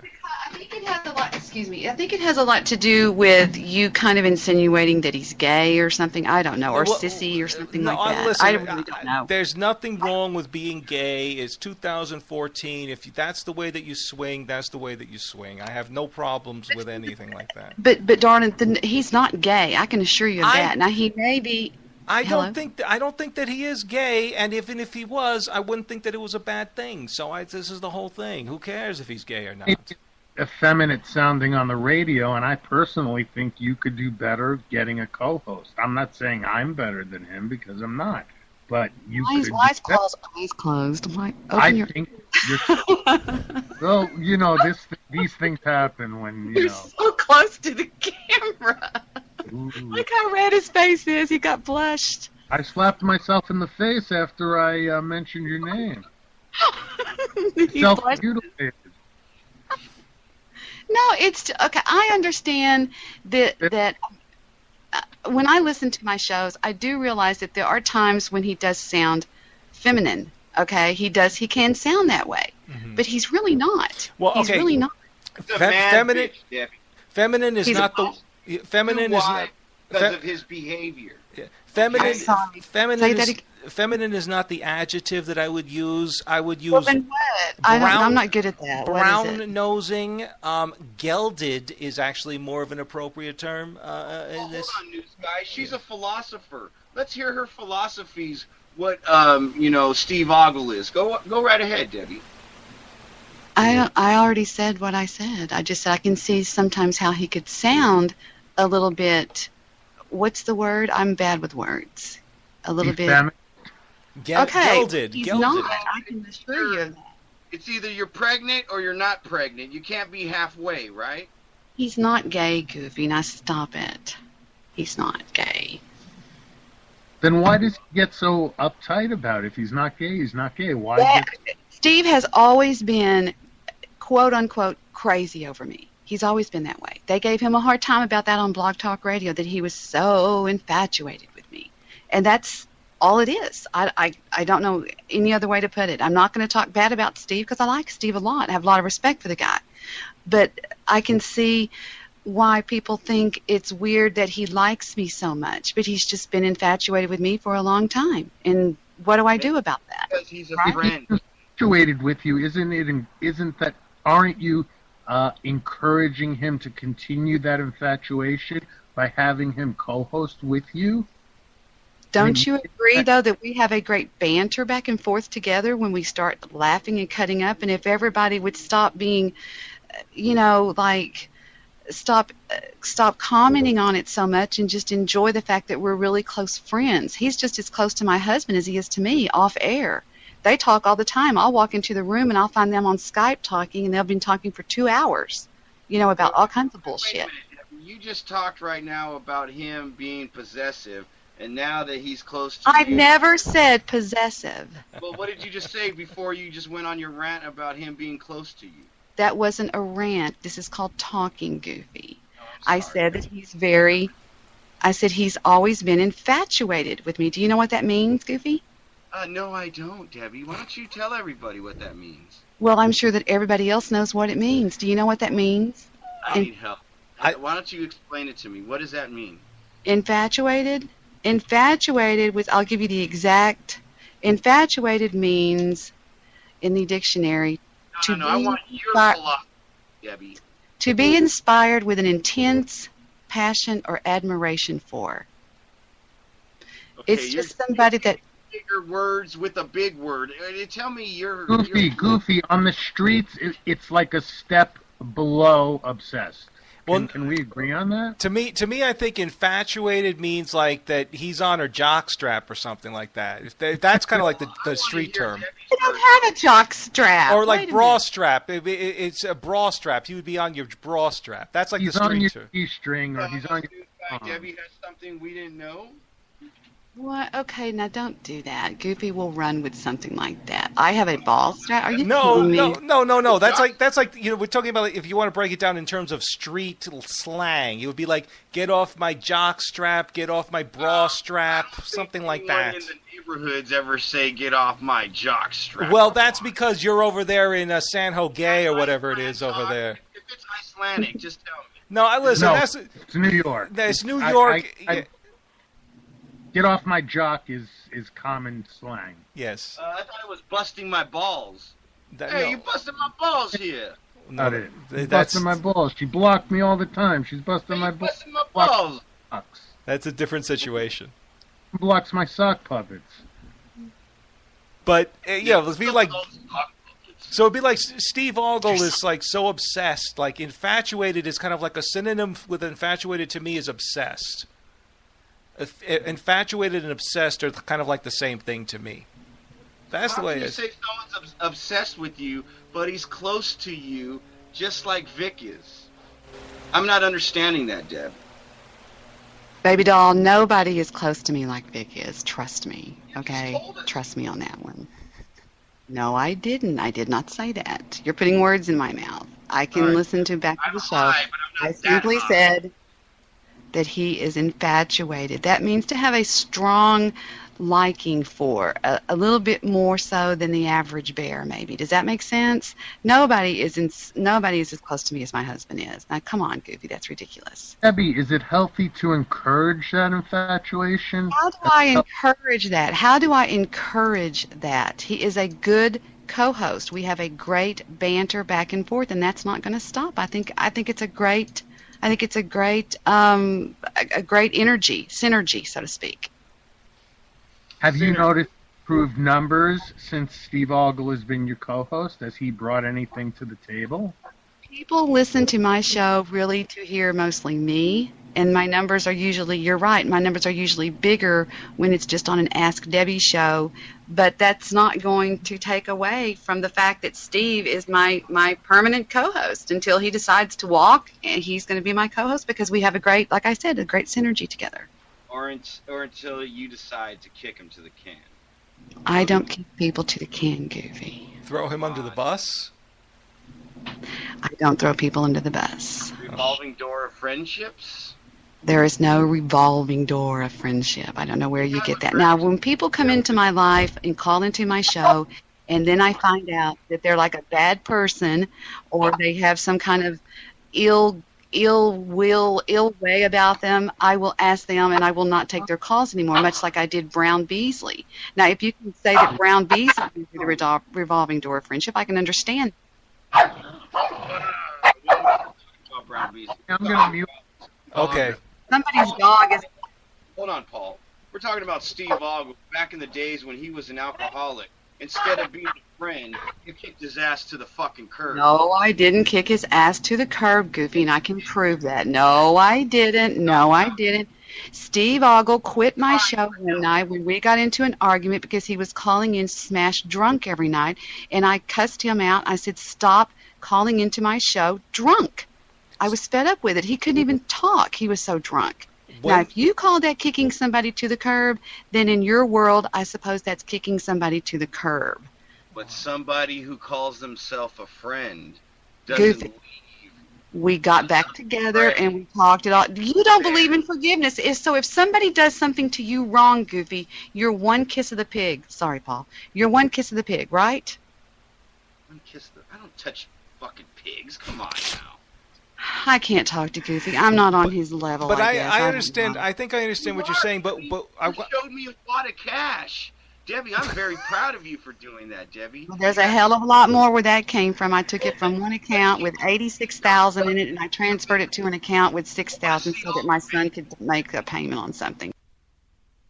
But can you kind of tell a little bit how Goofy is kind of not perpetuating the hate, but sort of, you know what I mean? He's sort of... He's trolling you. I don't know if he's trolling. Do you think he's trolling me, really? I don't know, really. I don't know. I don't really listen to him, so I wouldn't know. I just think that it's better when people get along. I would love getting along with everybody. I don't understand where people get all their problems from and all this stuff all wrapped up and just, I don't like when it starts getting ugly and name calling and stuff like that, and I don't like it. And I was asked to call into the show today. I never do that unless I'm asked. Pim Pat asked if he could call in tonight, and I said, sure, just be on your best behavior. I'm not going to hate Pim Pat. I'm not going to hate anybody. There's a few people that I would not maybe give any time on my show here, and that's really what my internet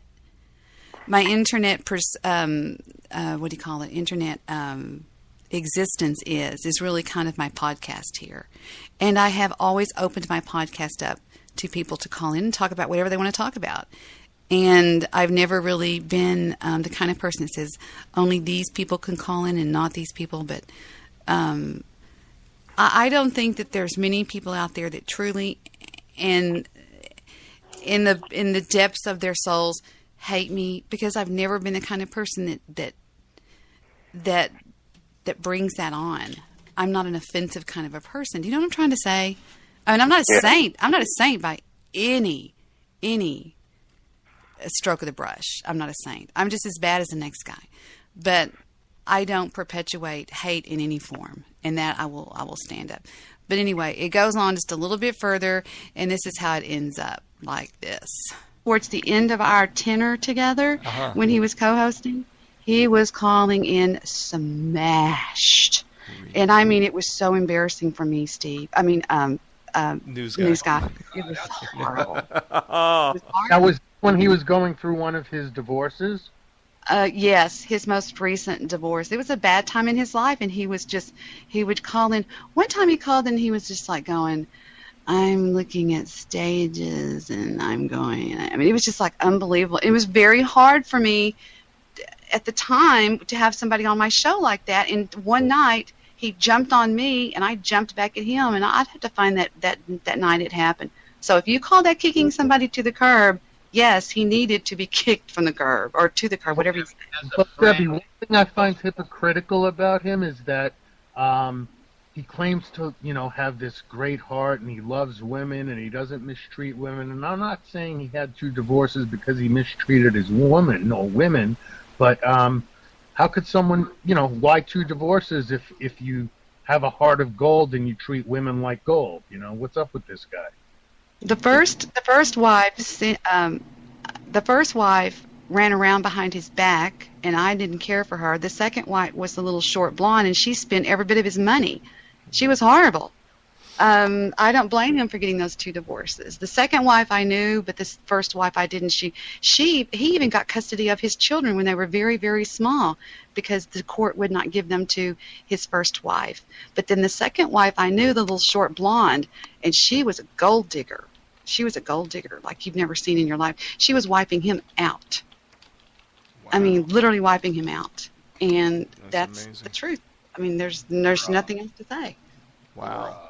I had no idea about this. I feel sorry for the guy now. And he's had. You would think that someone who had an alcoholic problem, the only person. He doesn't have an alcoholic problem. No, Debbie. Back then. Sorry. Yeah, maybe he went to 12 steps or something. Yeah, you would think he would have somebody to lean on instead of somebody just tossing him to the can because he's drunk. Goofy, let me explain something to you, okay?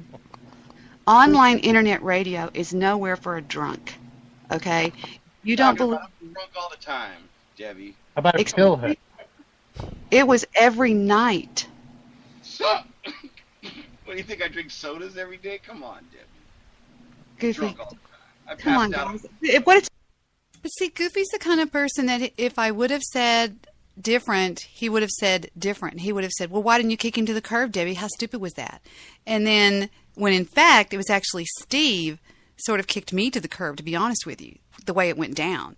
But the bottom line is, we made up, and I stood up for Steve. I said, I have a lot of respect for Steve. He will always be my co-host. We have a great energy together, a great synergy together.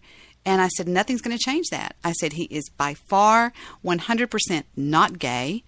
I said, I do see what you mean when he can come off a little bit kind of soft, but that's the way he is. But, I mean, I wouldn't cross him in a fight. I know that. I mean, the dude is 6'4" and probably weighs, he can hold his own. But he is not the kind of person that's going to go around and be a tough guy to somebody. He's not that way. But he will defend himself in a fight, and I've heard him do it many times. And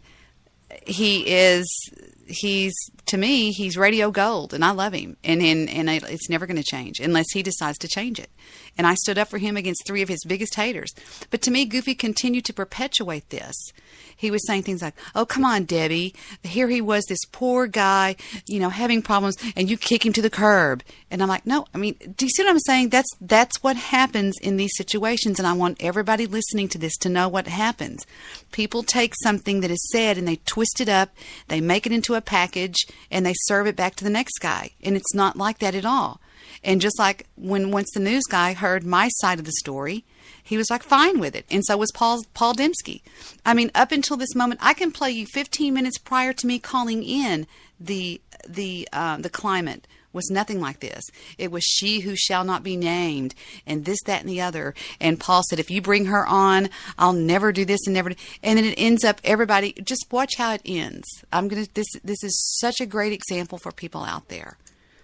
It's just an onslaught by Goofy. I mean, this is ridiculous. I'm not even attacking you, Debbie. I'm talking to you like a normal human being. And I'm answering your questions, but it's just like I'm getting battered here. But the bad thing about this, unfortunately, that it is Thursday night, and Chad is going to be coming up in about 2 minutes, so I got to get ready to bring Chad on. Well, news guy, I love you. I love Paul. I love Jeannie. I love everybody. Y'all just stop being mean or something, Paul. You're so wait. I don't like using the word love, but I will say love. I will say it's hard to say. It's hard to say. I can't say it. Give me some time. I gotta say it. But no. But I'll say that if there is a revolving door of friendship, I'm going to be mocked by several people, but I'm willing to take another ride. So, Debbie, I love you. There you go. There's a second revolving door of friendship. Goofy, would you please stop with you have the revolving door of friendship, Goofy, if you want to think of it. All right. I think I can say it. Let me take a deep breath. I love you, Debbie. And that's pretty much how it ends. Somebody's knocking on my door on Skype. I don't know who it is, but somebody's over there doing something. Let's see what we've got. We have got No, I'm not going to bring you in, Goose. I don't trust you. I'm sorry. I've trusted you too many times, and you have proved to not be trustworthy. You will come on here and start talking about my daughter's dog that got killed and all kinds of horrible things like that, and that is one place I draw the line, because that was not fun for us. That was very sad, and maybe you don't see it that way, and neither does somebody else in this network, and I think that's very sad, because it was very heartbreaking. And I can't believe you used my money for Bill Wagner, you dodo head. Well, yeah, whatever. Does that offend you? No, it doesn't offend me, but I think it's funny.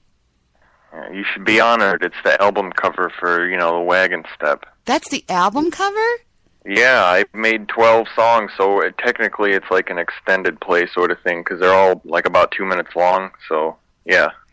Wow. I made them all into an album. Well, wow, it does say parental advisory, explicit content. That's amazing. Yeah, there you go. You don't have your name on it anywhere, though. Yeah, yeah. You don't want your name on it, It's right? Wagon Step. It's not Pimp Hat Step. You have included the likes of me, Desert Rose, Goose, Strope, and who else is on there? Who else is on there? I got, Bill Wagner is in just about every single one of them. Let's see. Let me look at this. Yeah, I got the whole, not the whole crew. I got a few different people in Crew Step. I got a couple of Desert Rose. I got, yeah. I got that one though, Bitch White Cracker. That was pretty good because you were yelling, and I think that makes the drop a lot better. I was yelling that night, but you took it out of context a little bit, or you didn't play the other side, which is ridiculous. How many times do I gotta tell you? His audio is too low quality.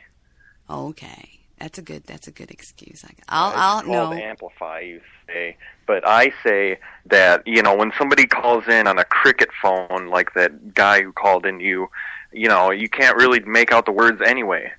I mean, especially when there's that music in the background. You're right. He was hard to understand, but he was being horrible, and I was not going to stand for that. I was not going to stand for him to call me names, and I wasn't able to call him a name back. And I would have to say that I definitely got my name in there. My name calling done pretty good. What would you say? Would you agree? Absolutely, yeah. I thought that was pretty badass. So yeah, that's why I put it in a Wagon Step. Mm-hmm.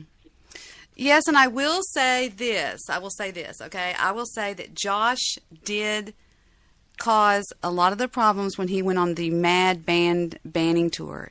And I actually posted on Facebook, for anybody that's on my Facebook, screenshots of the ban list to show you the extreme banning that went on in my chat room. And I adore Josh, but Josh just got a little bit happy with the ban hammer. He was like, clang, clang, clang, clang. He was like, that game where it's called like the mole bashing thing?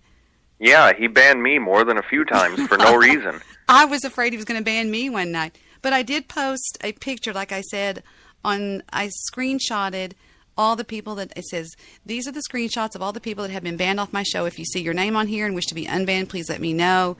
And I know that it's a lot. There is 5 pages of names. Wow. I kid you not. And I had unbanned, prior to posting this, I'd unbanned probably 30 people. So that's how many there were. There were quite a lot of people on there needing to be unbanned. But the list, now I know sometimes I read the list sort of as a joke, as a, just as a fun thing. So if you want me to read, do y'all want to hear the band user names? Do it. The Bride from Kill Bill. Hold on. The Bride from Kill Bill, Palgrave, DJ Wayne Dangler, Mild Moose, Brevon Verdeman, Bright Eyes, Justice Fever, Wedding Photographer Client, One Man, Aaron Harris, Busted for Drugs, Og's Cries. Hey, I've got a reverb, I've got a echo on your end. On my end? Clicking and, yeah, thank you. Aaron Harris, Busted for Drugs, Og's Cries, Nathan Redora, Metsitsabitsapi, whatever that is, Rasputin, Smiley Faces, Steve effing Ogle, Rick J.R. Wild, Debbie J.R. Wild, let me unban that one. That might be the wrong one, but still I'll unban it. Debbie Daily Network, N-word Joe, I can count to potato. I can't count to potato. Troy Davis, aborted fetus, grotesque abomination. Katie Derp, Duke Brooks, expect us. Cock pump, Jared Hensley. 4chan.com, we are Lee Juns. Turbocharged wagon, Chris Hansen Jackson. G-Pal Cruz. Prankville, Pimp Hat BWC, 30 pieces of silver. Falcon, Steve Rush. Curious Sam 2, Curious Sam, Toon Girl. I am not Goofy Bone. I Hate God, The Real Sick the Tank, Adolf Hitler, No Talent Douchebag, Andy Bongs, Blank Stains, Steve Jobs, Richard Nixon, Debbie equals Poop, King of Vicodin, Anonymous N-Words, Debbie Daily Personality Disorder, Nimbuster Troll number 2, Big Bill 420, Tormentor of Christian Souls, Dubstep Gun, News Guy Cadre Enforcer, Monostat 7, Alley Top is a beep, Blank Got Odin, The Joker, Christians Will Die, Jay Peterson, Debbie Daily Rapes, Blank, The Doxmaster of Spreaker, Black Klansman, Phantom of Spreaker, The Watcher, Alley Top is a Blank, Smashness McCumblaster, Debbie's Crusty Blank, Cyber Blankery Crew, JP's Gerbil, Coon Lover, please, Definitely Not Barco, Steve Ogle's Vagina, Joshy Peterson, Joseph somebody, Craig Cobb, Natalie Pringle, Allie Top, Goofy Fucks Dumpsters, Brown Beasley, Lester Beta Mel Jones.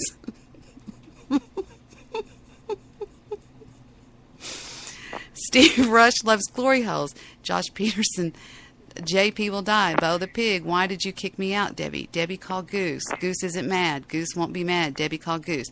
Bath and Beyond, etc. Paul Dimsky's Mad. Lulz Talk Radio, 12 Years and Oggs. Granddaddy Al, God Bless You, Adolf Hitler. Dead Jews for Hitler. Blank, never mind. Midnight Movie Crew, The Real Me. 9,000 blanks raping your blank.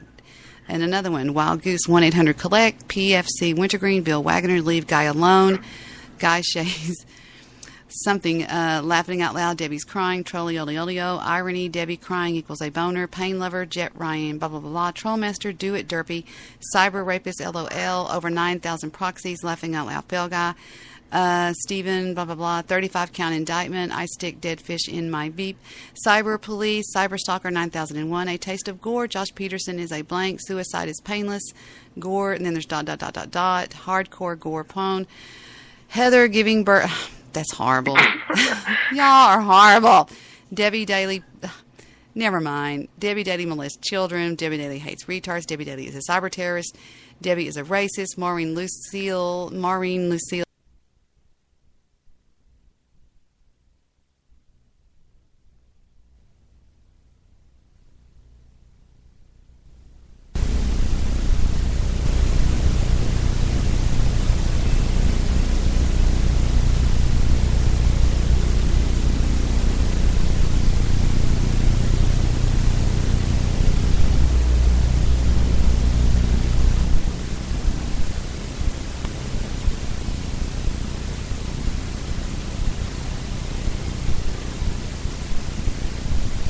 Lucille, Jonathan Winters, Old Rooter, Dr. Truth, Dr. Feelgood, Apolles Vasquez, Senator Poop Tickler, Kill Andy Bong, Desert Rose, Travis Long, God Hates Us All, Steve Rush is a blank, Dr. Herpington, Debbie Daily Talk Radio, Jet Ryan blank, Desert Rose, Debbie Daily Melissa Kids, this goes on forever, Nimbusters Radio, Angela Truth, Teen Mom, Heather, 12 Years and Oggs, oh my gosh, Angela Truth, Desert Rose, Heather Montoya, Desert Rose, Goofy Bone, Ghost, Dat Stoner, Debbie Daily Network, Josh Peterson, Jet, blah, blah, blah, Bill Wagner.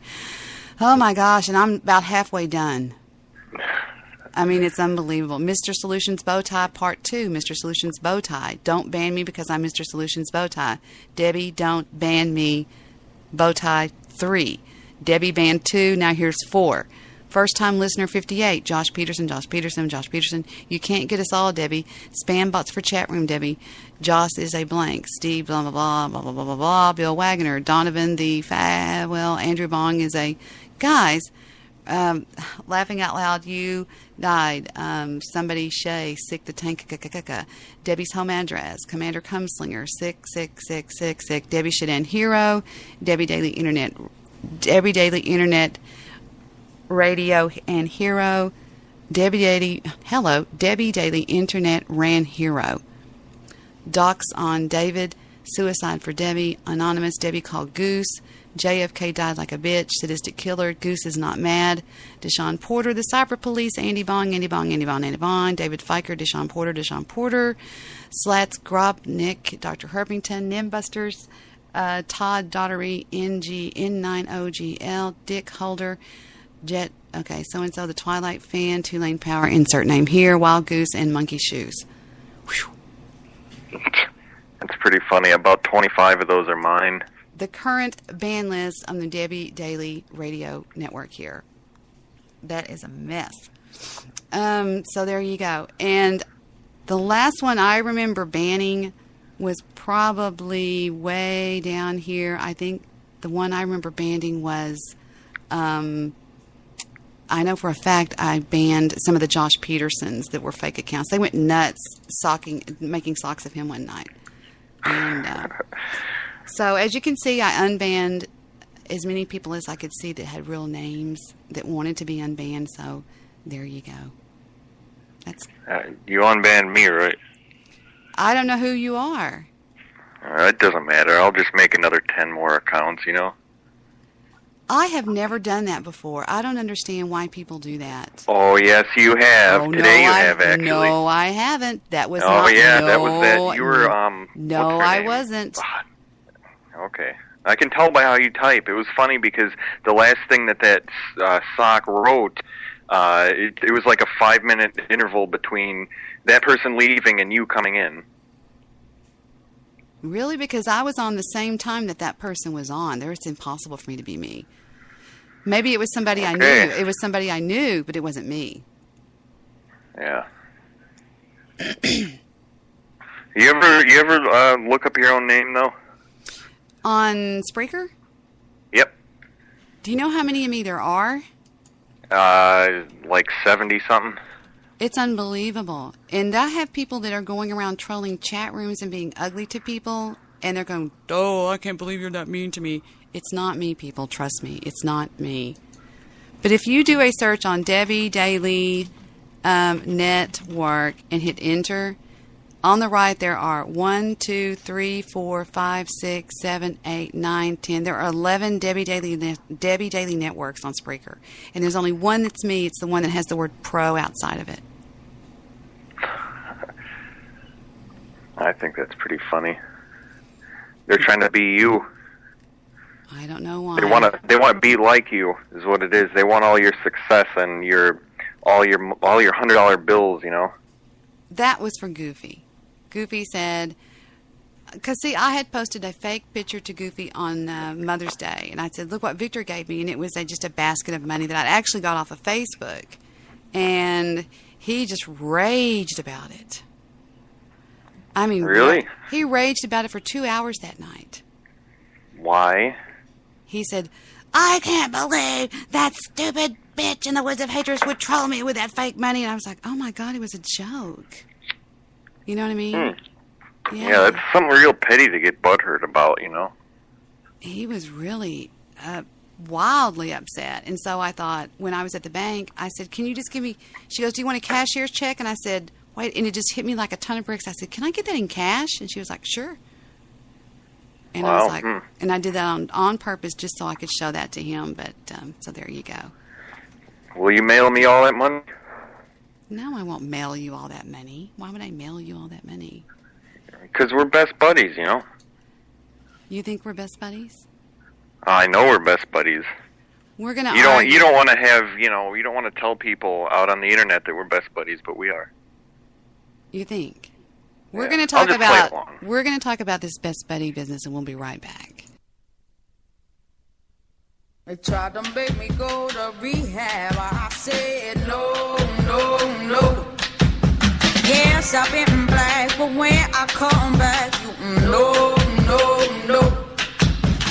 I ain't got the time, and if my daddy thinks I'm fine, they tried to make me go to rehab. I won't go. Ranked in the U.S. 815th, and that's pretty high. That's huge. Blog Talk Radio is the 815th highest rated website on the internet. Wow. But that's huge. That's just Blog Talk Radio. Okay, now out of Blog Talk Radio, the Debbie Daly Show, in the last 30 days, has had 3.4% traffic. And remember we talked about how your ratings were going down? Mm-hmm. Okay, in the last 30 days, you were at 3.4% of Blog Talk Radio's traffic.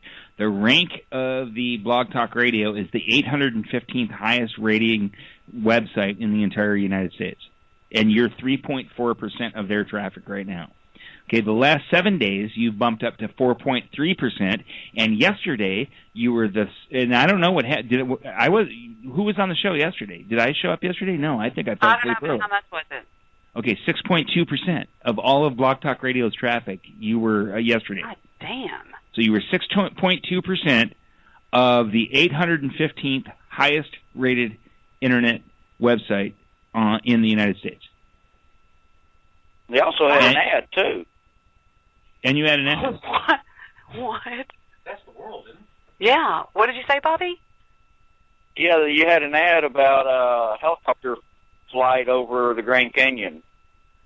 There's an ad between... Somebody paid Blog Talk Radio to advertise on your website, is what Bobby's saying.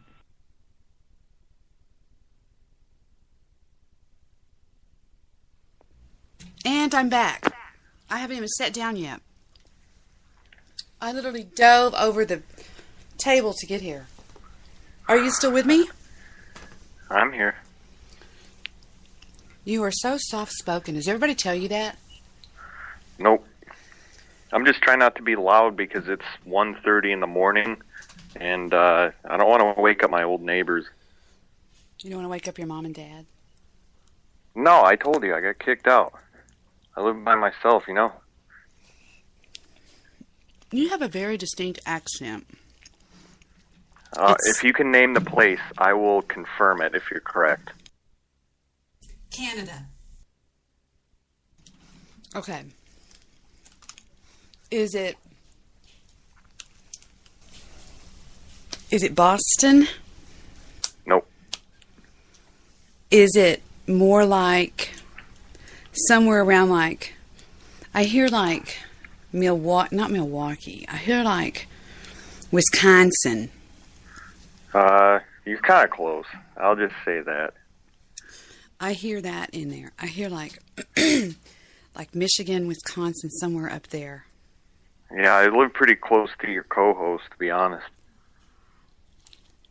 Chicago? Yep. I live on 63rd and Halstead. No, you don't. Yeah, I do. Well, whatever. I wanted to meet up with him, too, though. I don't think he likes me, though. How can you hate this guy on my show here? How can you hate him? I don't hate him. That's what I'm trying to get him to, like, stop ignoring me. No, I meant you. How can people hate you? Oh, how can people hate me? Because I troll too hard? I don't know. Well, what's the meanest thing you've ever done to somebody? Not me. I don't know. There's a lot of mean things. I trolled a lot of memorial pages on Facebook. Yeah, but you know how I feel about that. How do you feel about that? I actually don't know. Well, I'll be honest with you. If something ever happened to me or somebody that I loved that was real close to me, I would never put a memorial page on there. I think it's people, excuse me, that feel guilty about, I mean, why didn't they do that when the person was alive? Why don't you make a memorial page to me right now? Yeah. I mean, I think it's almost attention getting, it's guilty, it's feeling guilt. I have a lot of mixed feelings about it. Although I would never troll one, I still think that there's no place for it on the internet to go on there and start saying, oh, our beloved so-and-so died, and we're going to make this page for everybody to come in here and write stuff. Why don't you just do that in the privacy of your own family or friend circle? Yeah. And again, although I would never troll one of them, I don't see that there's a real place for that on the internet. And I mean that too. Yeah. Yeah, I agree with that too. Oh, you ask what's the worst thing that's ever happened to me, you say? There was a skier, a snow skier in Canada that got killed, and they trolled her RIP page as me, and we got a phone call from her parents. And the funny thing about it is she ended up being a fan of mine and probably still listens to this day, her parents. And Victor ended up donating with a personal check, so that it was a personal check to her fund $1,000 for the problems that had been caused in my name. That was the worst thing you've ever done? No. The worst thing that's ever been done to me. No. Really? Mm-hmm. Oh, that ain't much. I mean, I don't know. I mean that's bad. Don't get me wrong. I mean, that's kind of bad, but I mean, I don't know. You were gone for quite a while. When did you take off and just disappear into the darkness? I don't know, 2011. And why did you do that? Was there any particular reason? I think it was because of that Dr. Herpington guy. I didn't like him. I don't like him either. Yeah, I don't know. I don't even remember. I don't know. It was such a long time ago. It was 2 years ago, or 3 years ago. I don't know. He was a nasty guy. Yeah. He got his docs though. It was funny. Well, I'm not going to go into that. Mm-hmm. I nailed him. That was one troll that I took down, at least temporarily. Yeah. But he was horrible, what he did to me. I mean, Victor contacted his father. His father came on the air and made a formal apology, and it was pretty wild what happened. You got a recording? Of course I've got a recording. Oh, yeah, that's right. You record everything, don't you? I'm not crazy. Yeah.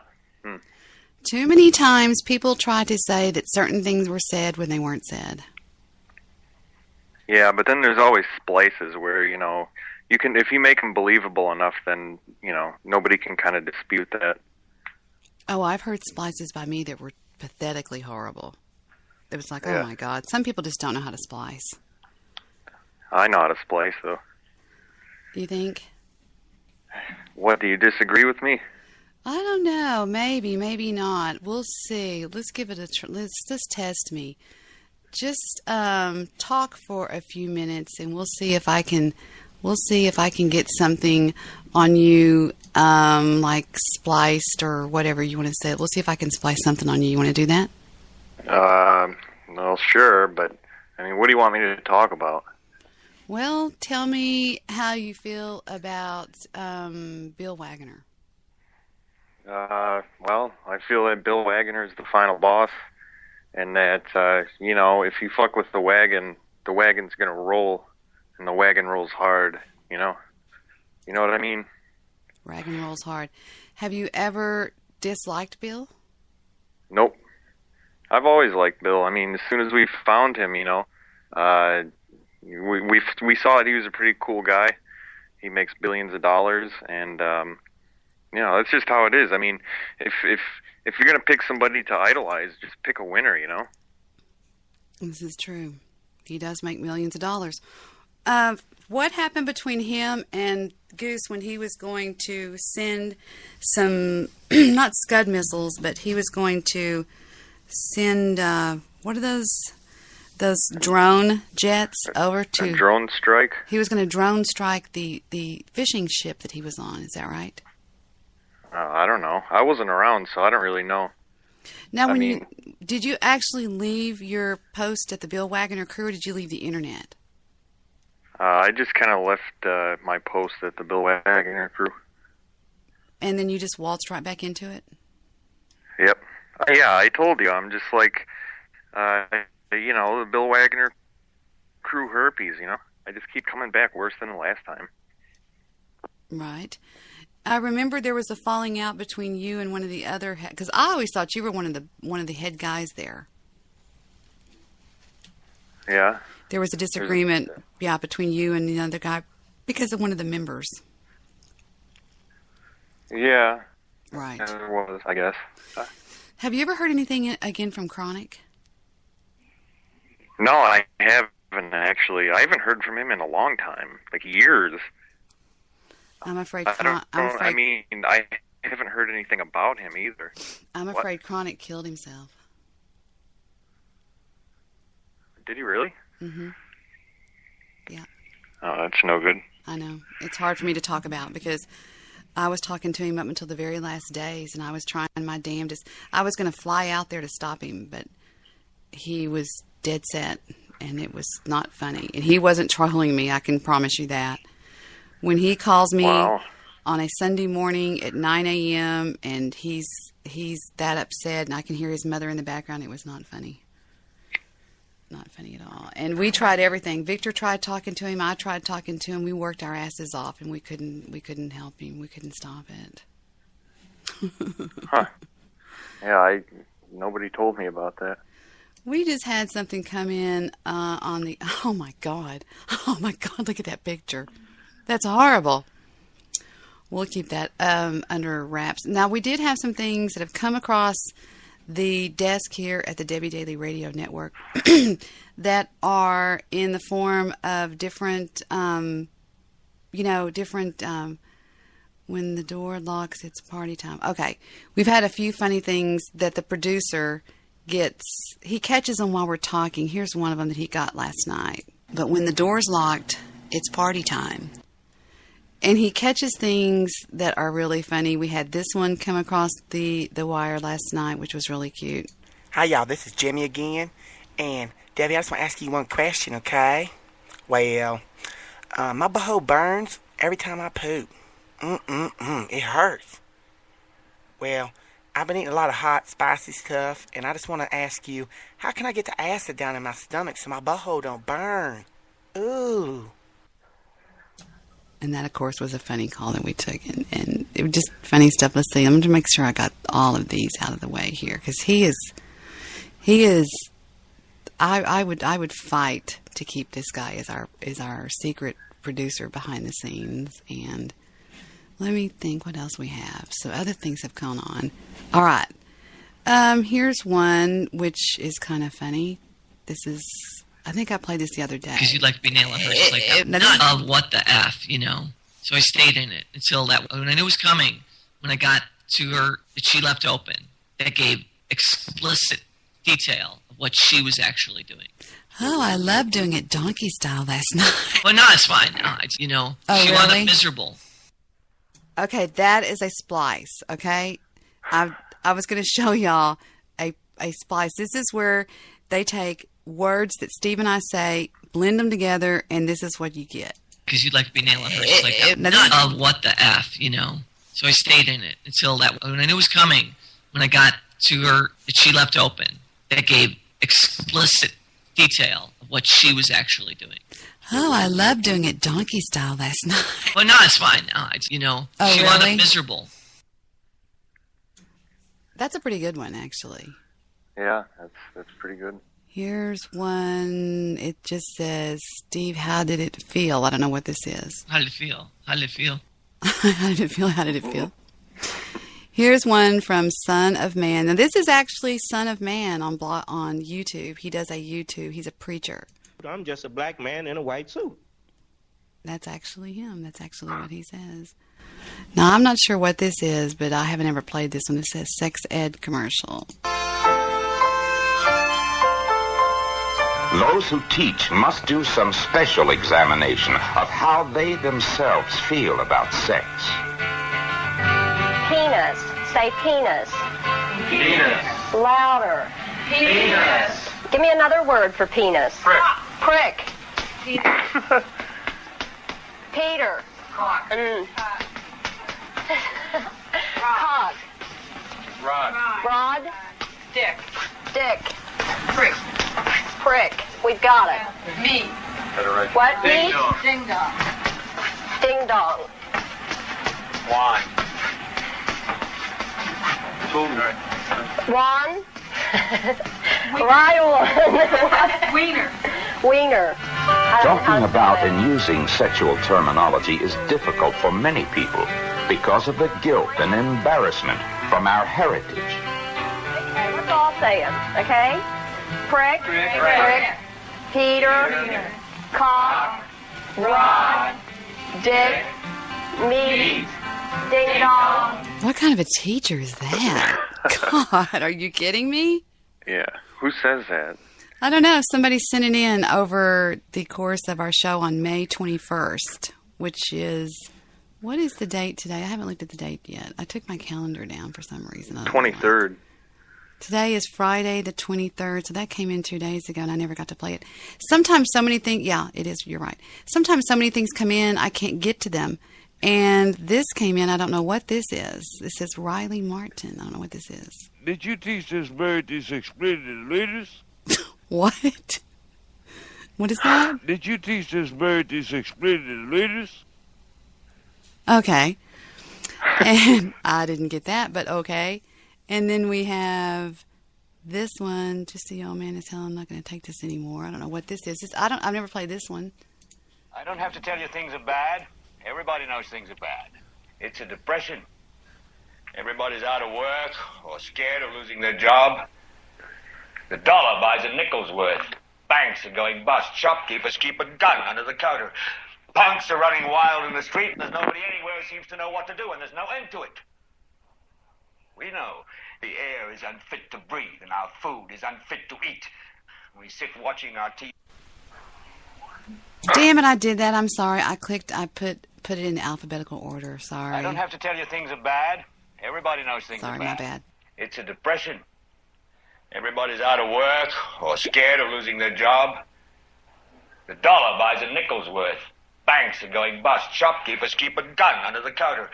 Punks are running wild in the street, and there's nobody anywhere who seems to know what to do, and there's no end to it. We know the air is unfit to breathe, and our food is unfit to eat. We sit...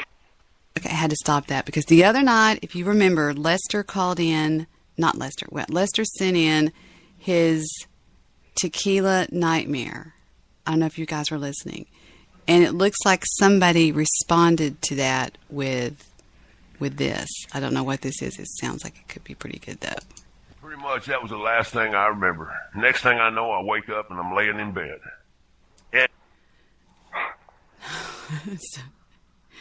And then we have Pastor Manning Remix. I don't know what this is. I haven't played this one. Where's Larry Sinclair when we need him? Plus, he's a vowed homosexual. Fell in love with Larry Sinclair. They had a steamy love affair. Obama and Larry Sinclair had a steamy love affair. Obama and Larry Sinclair had a steamy love affair. Larry looked into the eyes of Obama, the Mac Daddy, and he put a spell on Obama, the Mac Daddy. Obama said to Larry, oh, you're just my style and my kind. Oh, you look like just what I want. My man, woman, and half whatever looks to look like. Oh, yes, oh, yes, oh, yes. Obama and Larry Sinclair had a steamy love affair in the back of a limo. And then at the Holiday Inn, they had a steaming love affair. All right, my friends. All right. Okay. There you go. Wow. Sounds like they're trying to copy off of the wagon step. I think they are. I think they're actually trying to copy off the wagon step. Now, where did you come up with the idea for the wagon step? Honestly, I don't remember. I don't know. It was just, I was making splices, and I was listening to, shitty dubstep at the same time, and I just kind of combined the two, Who makes, Okay, wait a minute. You're close to Canada. Wait a minute. You are. I just heard it in your voice. You went, Yeah, I told you that I live on 63rd and Halstead. No, you don't. Now say the word about. About. Oh, that's not. You would have said about if you were. Yeah, really. I'm not. Are you trying to imply that I'm some kind of fucking Canadian? You are Canadian, not you are. What? Nothing. That was a joke. This is insulting. Yo, will you add Goose to the call so he stops spamming me? I'm spamming you? No, Goose is spamming me. Will you just add him to the call? No, I'm not gonna... No, look. He's not on Four Loko today. He's on... actually, he's in Four Loko Anonymous, and he's not drunk tonight, really. This is all I'll do. Welcome. This is ex-governor and Navy SEAL Jesse Ventura. This is Debbie After Dark, hosted by Debbie Daly and Dexter. See, I spliced. I see. That was no. You gotta let me splice that. I didn't do a good splice job. There's a couple words missing from there. Okay, well, I will bring Goose on, and here is his intro. Night for the first time, just about 10:30. For the first time. Nah, I changed my mind. No, he's gotta play the goose step for him. He's too mean. He's just too mean, and he hits too.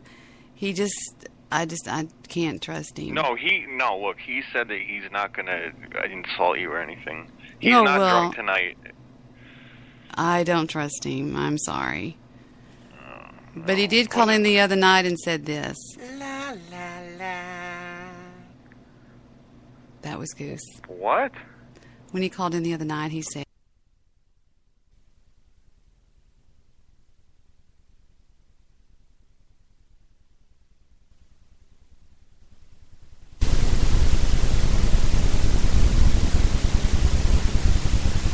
ha ha ha.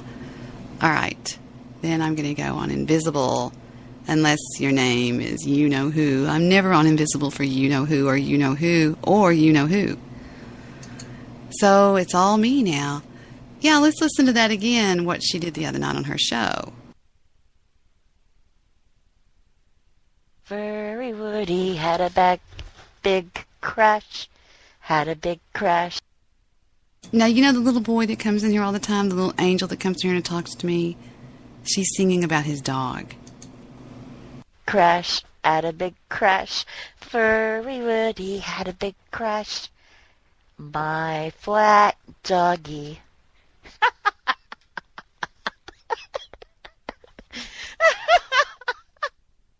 Oh, I needed a laugh. It's too bad a flat dead dog would make me laugh.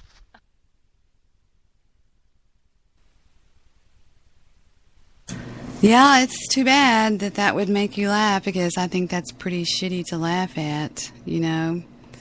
I was showing... No, who was it that showed me this? Somebody showed me... Yeah, this.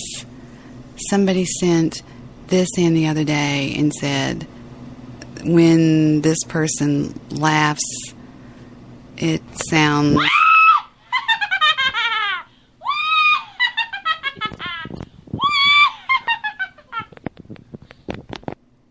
which is really weird, but somebody sent that right after my show went off the air, and they said this could be considered the laugh of that person. But whatever. I don't know. They also sent this. I can even tell you who sent it.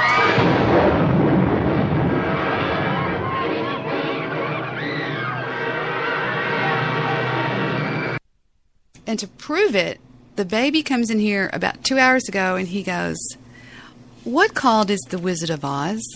That's the way he talks. He says, "What called is The Wizard of Oz?" I said, "Well, it's a movie." And he was like, because Victor was out there in the main room talking about it to Heather, about how somebody had sent these clips to me and said, play these on your shows because it reminds me of whatever.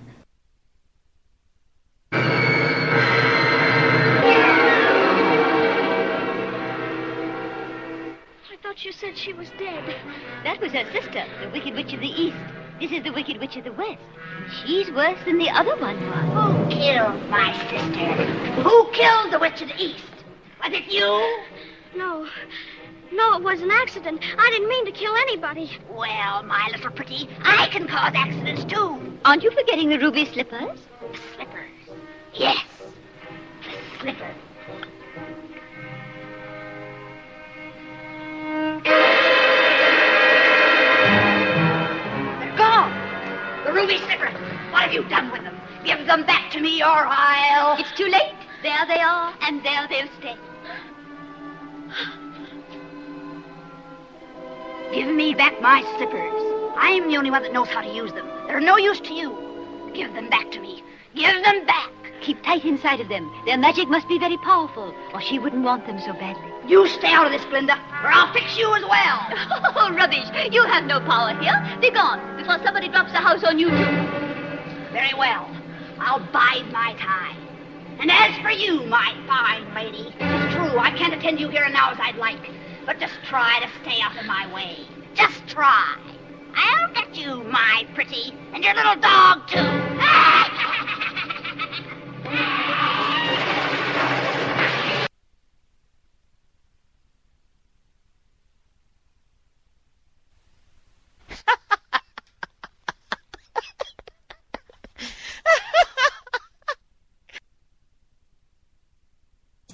There you go. Back over to Skype. Somebody was knocking on the door over there.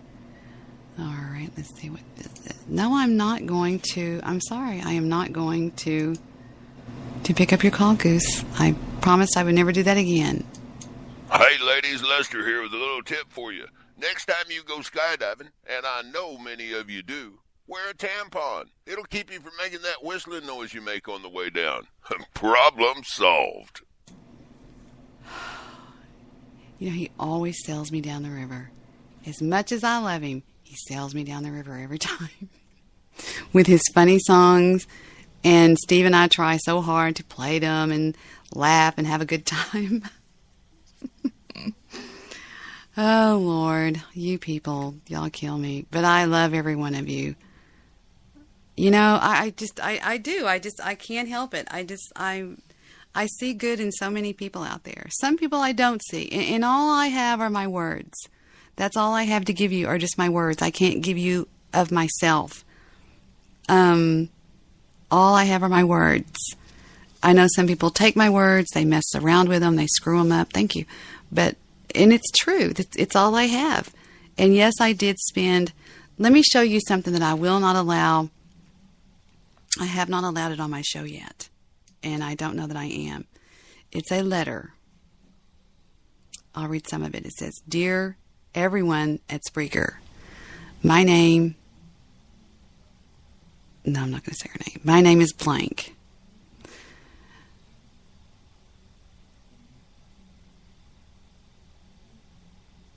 Do what? I came over to Spreaker because several of the favorite hosts of mine are no longer at Blog Talk Radio, one of them being Debbie Daly.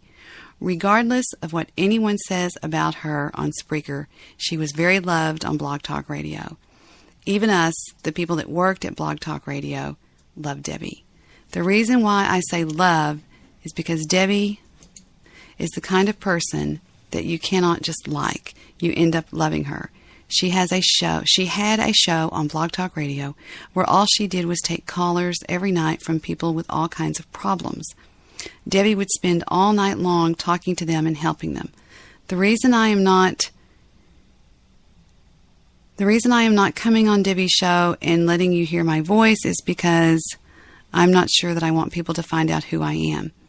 Let me first and foremost assure you that in the many years that Debbie had been podcasting on Blog Talk Radio, she never once opened up what people call a sock account.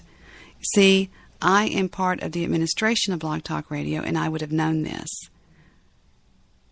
I knew Debbie very well because she was one of the first hosts on the platform. I came over to this platform to talk to you guys and set the record straight on some of this confusion about Debbie. And then it goes on to talk about a few people that were on Blog Talk Radio with me. But we won't read that. Because I don't want to read it. It's just, no, because I don't want to. Well, yes, it's true. But I just don't want to do it. Because I don't want to stir the pot any more that it's already been stirred is what I'm trying to say. Do you know what I mean? I mean, words are what they are. And I just want to bid everybody good night and tell you I'm proud to be a lot of your friends. I am proud that whatever. Steve Rush is my co-host. Steve Rush, I hope, will always be it. I love Steve. We have a blast. Steve would do a lot for me, and I would do a lot for Steve.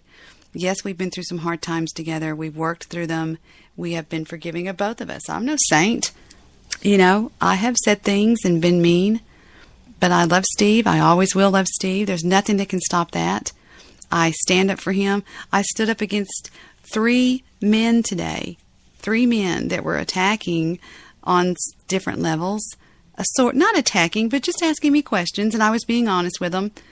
And I must say that Paul Dembski on that webcam was so cute. He had his face right on this webcam, and it was so funny because when I called him out, he blushed just like a little boy, and I saw the Paul Dembski that I love. The one that is just like, Paul Dembski reminds me of a little boy that plays baseball, and he's kind of short, but he's real mean. He's like, come on, throw the ball, come on, come on. He's like the catcher, and he's like got a slingshot in his back pocket, and he'll like go throwing, and he'll pull girls' pigtails. But he's got this one girl that he loves. Like, you know, like if he was in that group, the Little Rascals, he would be the little short guy, you know, that was real kind of like the leader of the pack. And that's who he reminds me of. Just a little, sort of a little badass kind of a guy. And I missed having his friendship. And I'll still to this day really not know. I don't even think he knows what went wrong. But the good thing about it is we are talking again, and I love that. So I will bid you all adieu. It's not adieu, it's adieu. I will bid you all adieu until next time. Tomorrow night at this time, you will be hopefully hearing me and Steve in our craziness. And we haven't done a real crazy show in a while. And I think I'll even have the old ukulele ready for tomorrow night. And we'll sing some blues like we always do. I'm singing the Paul Dembski's Friends With Me blues. So is the news guy. Isn't that beautiful? A ukulele has 4 strings. It's every cat eat. It's E, C. I don't know what it is anyway. I'm trying to learn some songs. Somewhere over the rainbow. I'm joking, of course. I am Debbie with you on a Friday morning, bidding you adieu until tomorrow night. And again, all I have are my words.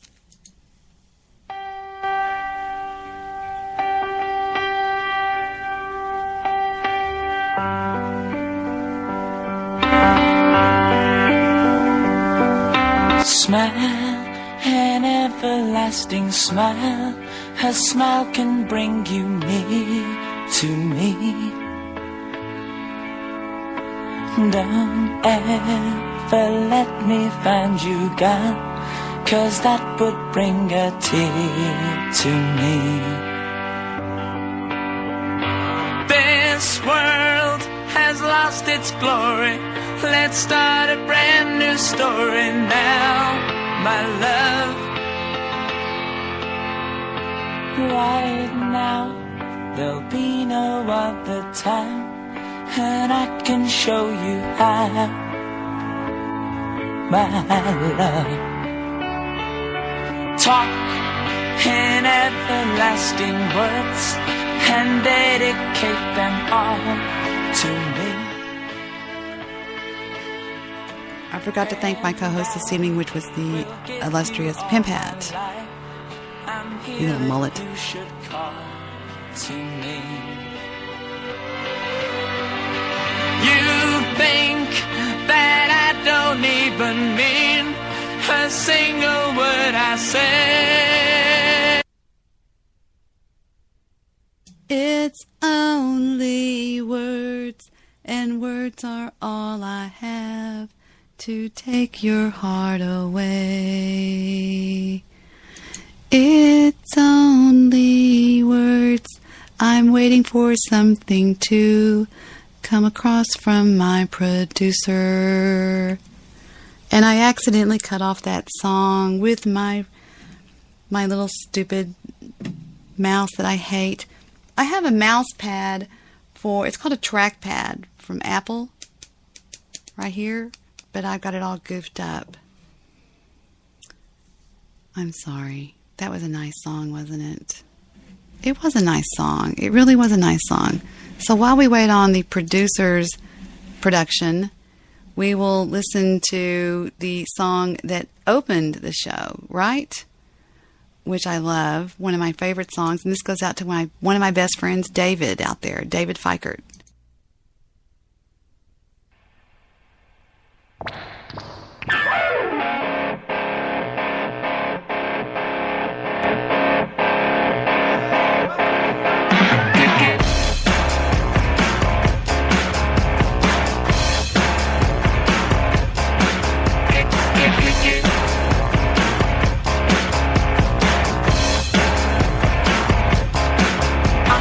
Rocket scientist, I rock the house and sign the tits and that's it.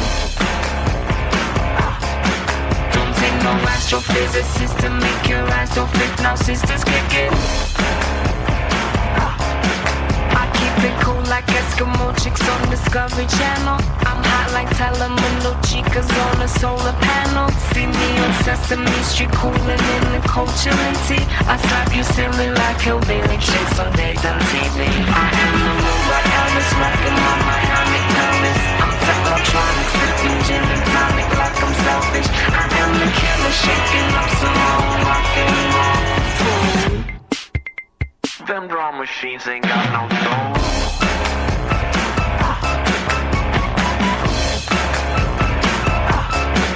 I'm not a rocket scientist, I rock the house and sign the tits and that's it. Don't take no astrophysicist to make your ass so fit, now sisters kick it.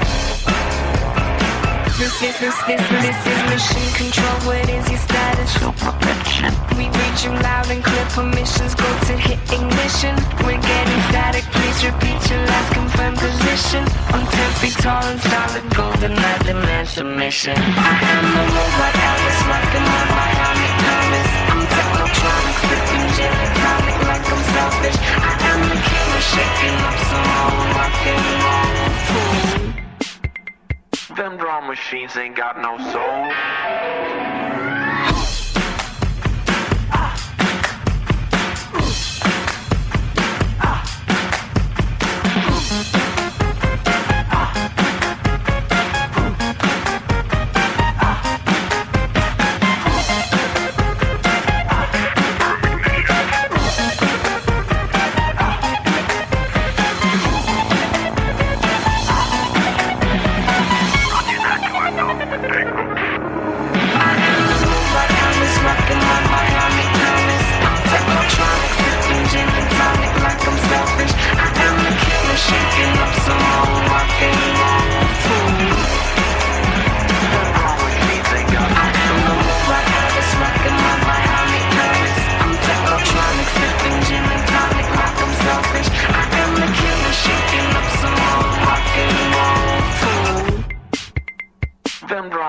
Ain't got no soul.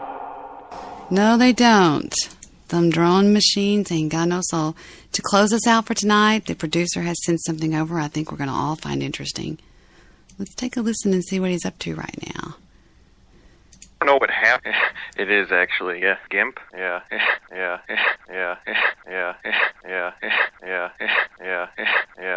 Yo, well, yeah, it had those long, girly fingernails on there, and I don't know. No, we love Bill Wagner. How could you not love Bill Wagner? Long, girly fingernails, yeah. Yep, exactly. Gotta love our producer. You gotta love him. He can be a wasky rabbit sometimes. I kid you not. And I hate to close with my voice. I don't know why. I just hate doing that. We'll close with somebody else's voice. Here we go. This is a true story. I went to IKEA to go shopping, and I said, we got to get the meatballs. We got to get the meatballs. That day, or maybe the next day, IKEA was serving horse meat in their meatballs. So we had eaten horse meat. Welcome. This is ex-Governor and Navy SEAL Jesse Ventura. This is Debbie After Dark, hosted by Debbie Daly and Dexter.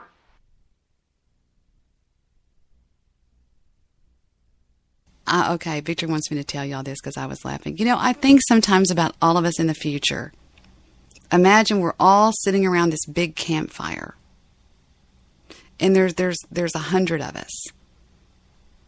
And we're listening to the replay of some of this stuff. Let's say it's 10 years from now. Think about how funny some of this is going to be. Or for one of our kids to hear this whenever they're 15. Oh, listen to what Daddy did one night on this woman's show, you know. Welcome. This is ex-Governor and Navy SEAL Jesse Ventura. I mean, that's classic. Or this. Of course not. Nobody's going to go listen to that talk for hours on end. You know what I mean?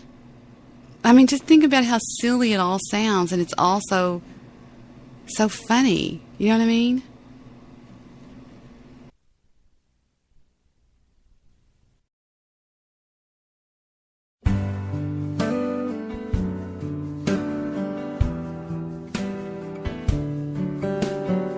Press Debbie Daily, Debbie Daily, Debbie Daily, Debbie Daily, Debbie, Debbie, Debbie Daily, Debbie, Debbie Daily, Debbie, Debbie, Debbie, Debbie. Another summer day has come and gone away from Paris and Rome, but I wanna go home.